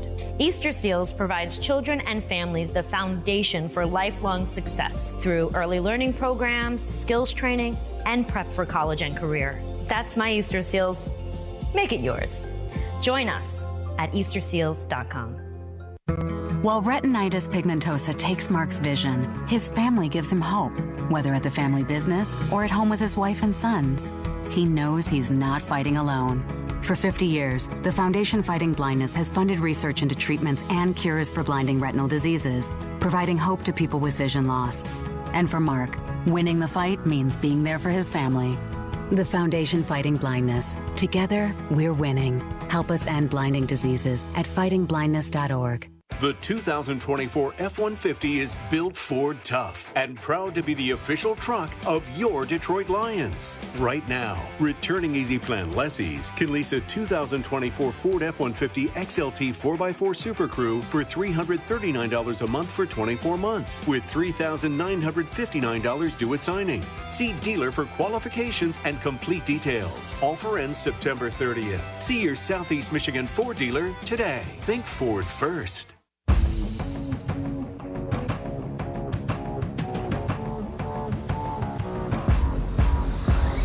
You're getting the only high school football game coverage in Southeast Michigan you need. The Drive to the Game. Sponsored by your Southeast Michigan Ford dealers. Also sponsored by McLaren Healthcare. Once again, Chris Renwick. All right, welcome back. It's good to have you. It's good to have Gabe Loper with us here from Wayne State. This has been a good one. And I just want to update people on how the overtime in high school works, because there are some differences compared to college or the pro game. So during overtime in high school football, each team will have an offensive series at a first and goal from the 10-yard line. The only way a team can pick up a first down is on a foul, like a roughing foul. A lost fumble or an intercepted pass ends the team's offensive series and a try for an extra point following the touchdown. So each team will have an opportunity to score here. First and 10, King will start. First and 10, ball's on the ground. Leominster picks it up. Now he scrambles. Little shake and bake, spins, He'll lose a yard back at the 11. So the clock not a factor now. It reads zeros. All tied up at 12. Miscues. And, especially here in overtime. And this is where games, obviously it's overtime, this is where games are won. But I'm talking like this is where games are won. In the trenches, the little things. You're gassed. It's only week 4. You're not your peak condition just yet. You got to keep your mind right. You've been playing all night. You still got to lock in, do the things that you need to do. Do your job and trust your teammates so that they'll do theirs. The rest will follow. Good pursuit by this Cast defense. So 2nd and 10 from the 10. They'll say he got back to the line of scrimmage. Flemister gives Tayshawn Henry. They'll pick up positive yards out to the 8. So it's going to be 3rd and goal from the 8 for King. And I don't know that we talked about defensively that stop for Cass at the end. Understanding that there was an open man and Flemister just missed him. But that was obviously as we sit here in overtime, it was a huge stop. This would be a big one here as well for Cass. Oh, yeah. And that's where the saying comes, big-time players make big-time plays. And this Cass defense has a lot of big-time players, and they saw it there. All right, 3rd and goal from the 7. Flemister in the shotgun. Calls for it. Gets it. Quarterback draw. Cuts it upfield. Stops short of the goal line. Inside the 5, down to the 2. And it's 4th and goal from the 2-yard line. And I think that there's a little extra beef coming out here for King. I think King is going to keep this one on the turf. They're going to keep this on the field. Offensively, it's 4th and goal. They spot it officially at the 3. And this is what it all comes down to, really. Get the ball on your playmakers. It was a good play there. The QB draw, because now the playbook's wide open. You need to go to the quick pass game or run it well. The run has been on and off so far this second half. We'll see what the play call here is, Chris. So they bring extra beef in. The back is Michael Dukes. Cass is going to take a timeout. Cass is matched. You got like 20 offensive linemen out there, and it looks like Cass is almost in the nickel set with five DBs. And when it comes to mano-a-mano, that's not a favorable matchup. That is a losing number. Yes. It is a losing number. Yeah, so good to see them check out of that. And we'll see if King comes out in that again. But in terms of personnel-wise, you shouldn't be in the nickel set on the goal line anyway. Granted, you're looking for the short pass, but you know what? Hey, get your 4 D linemen out there. Get those big 3 linebackers out there. Even, we saw King switch to a 5-wall front earlier. Yep. I'm not saying Cass has to do the same thing, but you got to be prepared for anything here. So this is a massive, massive play. And again, we talk about each element of a field goal or a snap. Just a simple snap down here gets magnified by a lot. 4th and goal at the 3 for King in overtime. So now they're back up to that spread formation. Yep. We'll see how Cass wants to match it here. We'll see if they want to zone it, man it up. We'll see if it even matters. They might just run the ball here. So Flemister motions Tayshawn Henry over. Run to the right. He's got Michael Dukes in the backfield. They fake the run, throw into the end zone, touchdown, King. Oh my goodness. Tayshawn Henry, he was the up back in that tight end position on the right side of that line, just snuck through, and it goes in for 6. Extra point attempt upcoming. A play call. So right there, they're in that kind of power formation. They're in spread, but they have the power formation. They have number 8 lined up at that H-back spot. Quarterback, running back. They fake the power to the running back. Number 8 fakes the block, gets to the back of the end zone. He's wide open. It's like a little jump pass action. When you run the ball effectively, your defense is going to think run. Now, biggest thing, the extra point, kicking, crucial in this game. Let's see what they go with here. Damon Stennis for the extra point attempt. huge extra point attempt here. Snaps up, it's blocked! And the play's dead. Play's dead, can't return it. So the play's dead, so a blocked extra point makes it an 18-12 game. Cass gets an opportunity now, 1st and 10, and goal here in overtime. I'll tell you what, for that King sideline, it's not going to be a good day for those special teamers. Film's not going to be too good. Practice won't be too good. That's now 3 points left off the board. 3 points left on the board. All right, so now Cass with an opportunity. Cass has a chance. And King 4 stops away from putting this thing to bed. Biggest thing here is stopping the run. When you run the ball well, especially when you're in a goal-to-go situation, running the ball well it opens up the playbook. You know, you don't want to, if you pass the ball and it doesn't work, now you're 2nd and 10, obviously in this case 2nd and goal with 10 yards to go, but you end up almost taking the run game out of it. There's no more first downs. It's you, your team, and the offense. Get that run set up, set yourself up where you have an open playbook. Let's see what they go with. All right, so it's 1st and goal from the 10 here in overtime. Cass already found the end zone. It's 18-12. So we've got a flag on the play.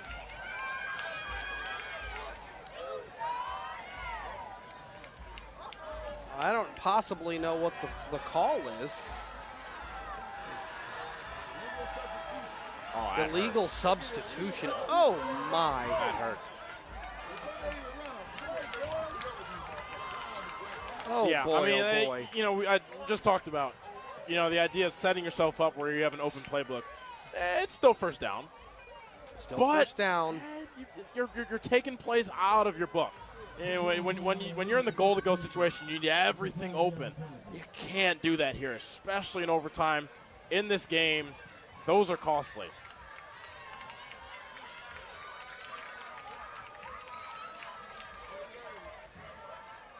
All right, here's the motion man. Sadler takes, gives it to him. Nothing doing up the middle. Corey Sadler gives him, looks like maybe a yard. Yeah, not really a fan there. I mean, I think he got back to the line of scrimmage. That's it. So it's 2nd and goal from the 15. Yeah, just maybe. But anytime you're trying to run that jet sweep motion into an inside zone, you're killing that receiver's momentum. So he's going pretty much from full speed, full acceleration to stopping on the dime and trying to reaccelerate. And this defensive line's not going for that. They're pushing guys out of the way, and not enough push to make that effective. Maybe got back to the line, but a 2nd and long here.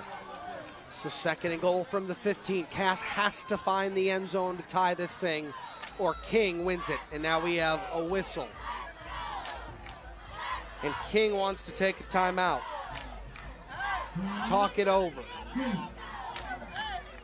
They want to talk this thing over. King has to get in the end zone. King up 18-12 here in overtime.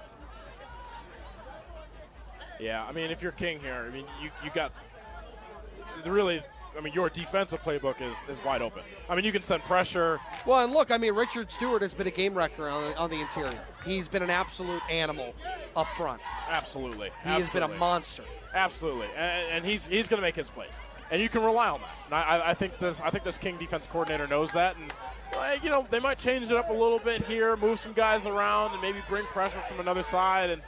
But it's one of those things where you almost know that the offense has to pass sooner than later. So as a defense, you can set your chessboard up as in whatever way you like. So from a play calling perspective, what would you like to see here? Defensively or offensively? Offensively. Offensively, listen, let's get yards.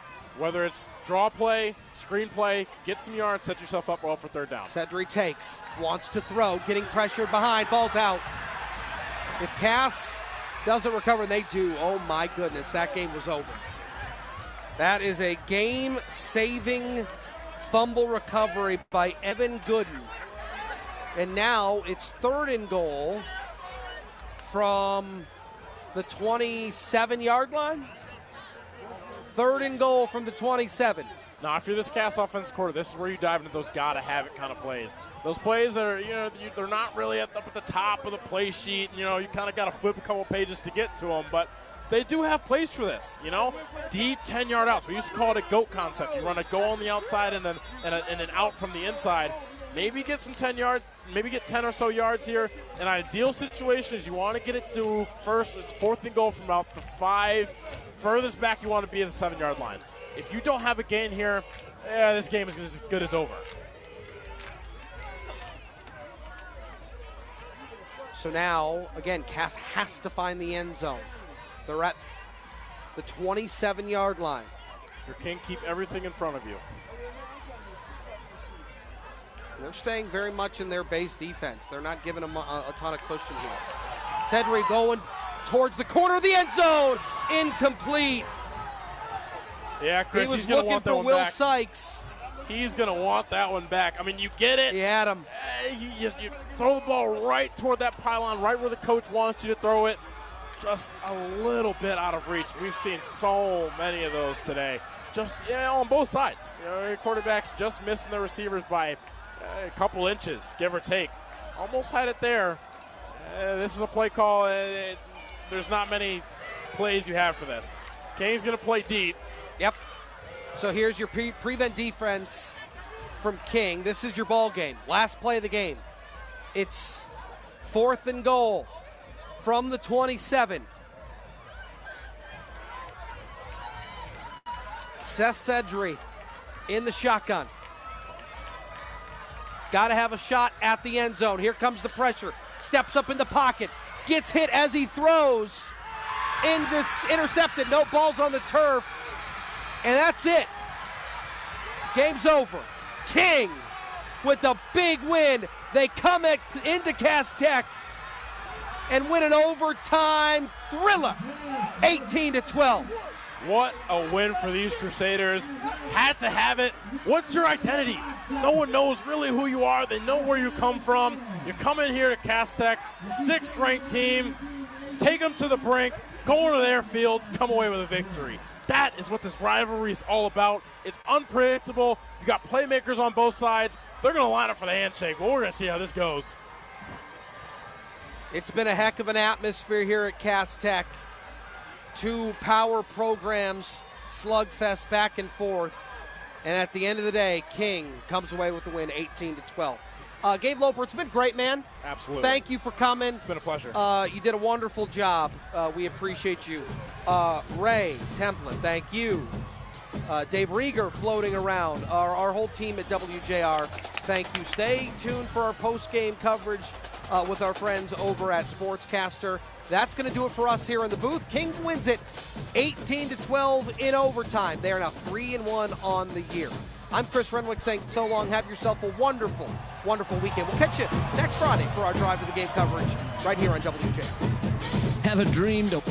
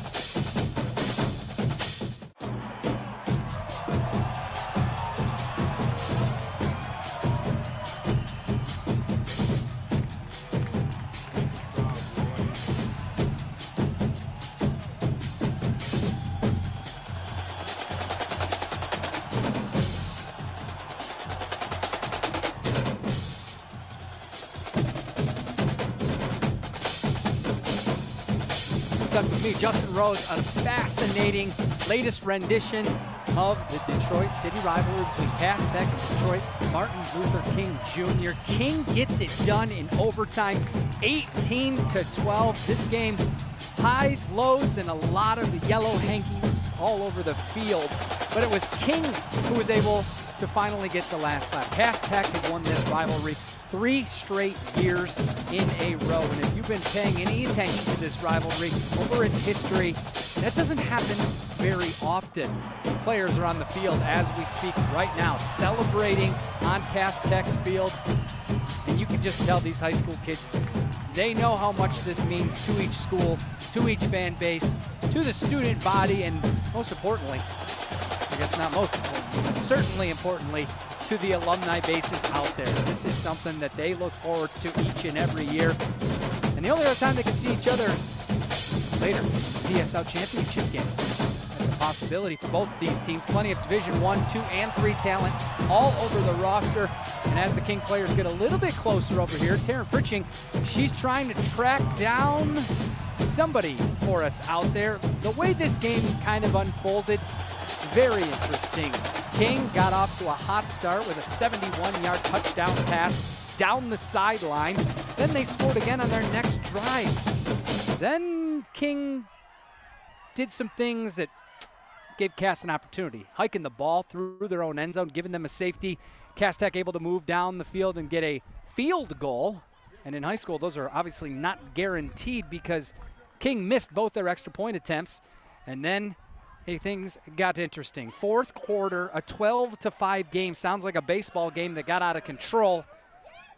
But here comes Cass Tech. Down the field once again. They get into the end zone to tie this game up with the extra point, 12 apiece.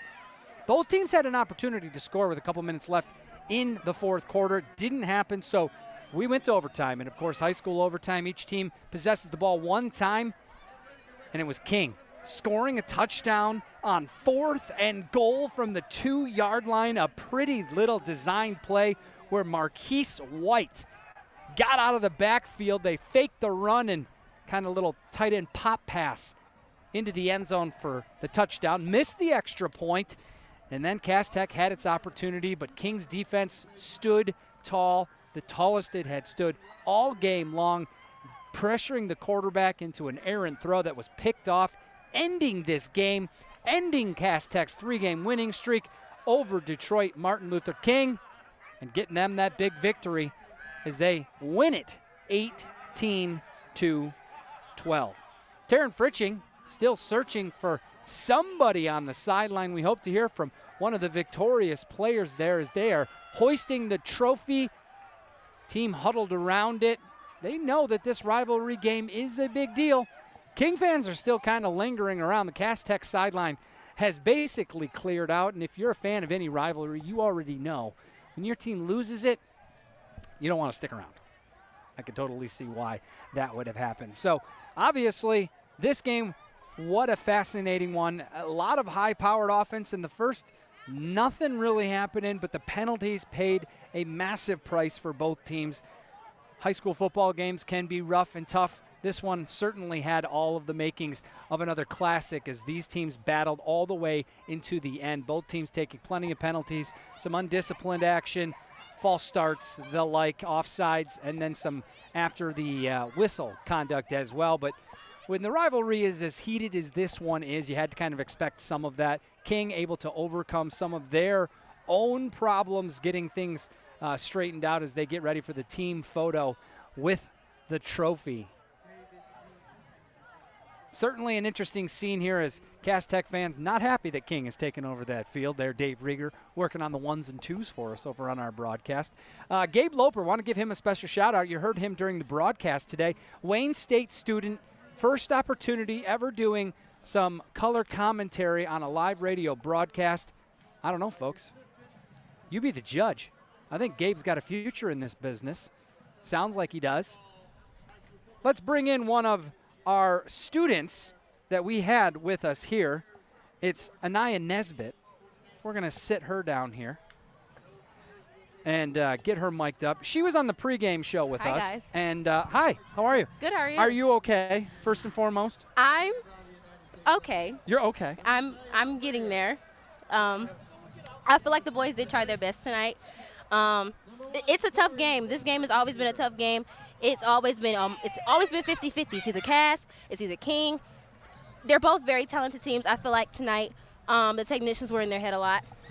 I feel like they let the tension get to them a little bit, but they're always able to come back all the time. Yeah, well, So, yeah. I mean, obviously cleared out here. You're seeing King celebrate on your home field. Is it, you going to be okay? I take it one day at a time. I take it one day at a time. 16 years old, and she's already wiser than most of us taking it one day at a time. I'm taking it one day at a time. So, why don't we're still waiting for Taryn Fritching to try to get one of the players, but we'll see if that happens or not. I wanted to ask you, you were on the sideline coaching you up on how to shoot, but you really didn't even need me because you guys run a fascinating social media account for Cass Tech. Tell us about that. So CT Fired Up, we have multiple pages. We have CT Fired Up and Cass Tech alum. CT Fired Up is more of our student-focused page. We're very hype on there. We're giving you the latest updates with the students and stuff, showing you around the school atmosphere. And so recently we shot a couple videos from the last game, from the Cass Tech versus Mumford game. It's really fun to sit on the sidelines and just record and document everything and to observe everything, to see how you're going to put those videos together and how you're going to highlight your home team. So it's really nice. I really love it. So what would you say your experience was with SportsCaster.com out here, getting a little coaching, talking things up? We had some of your classmates with us. You even made friends with a girl that was working from King. I know, surprising.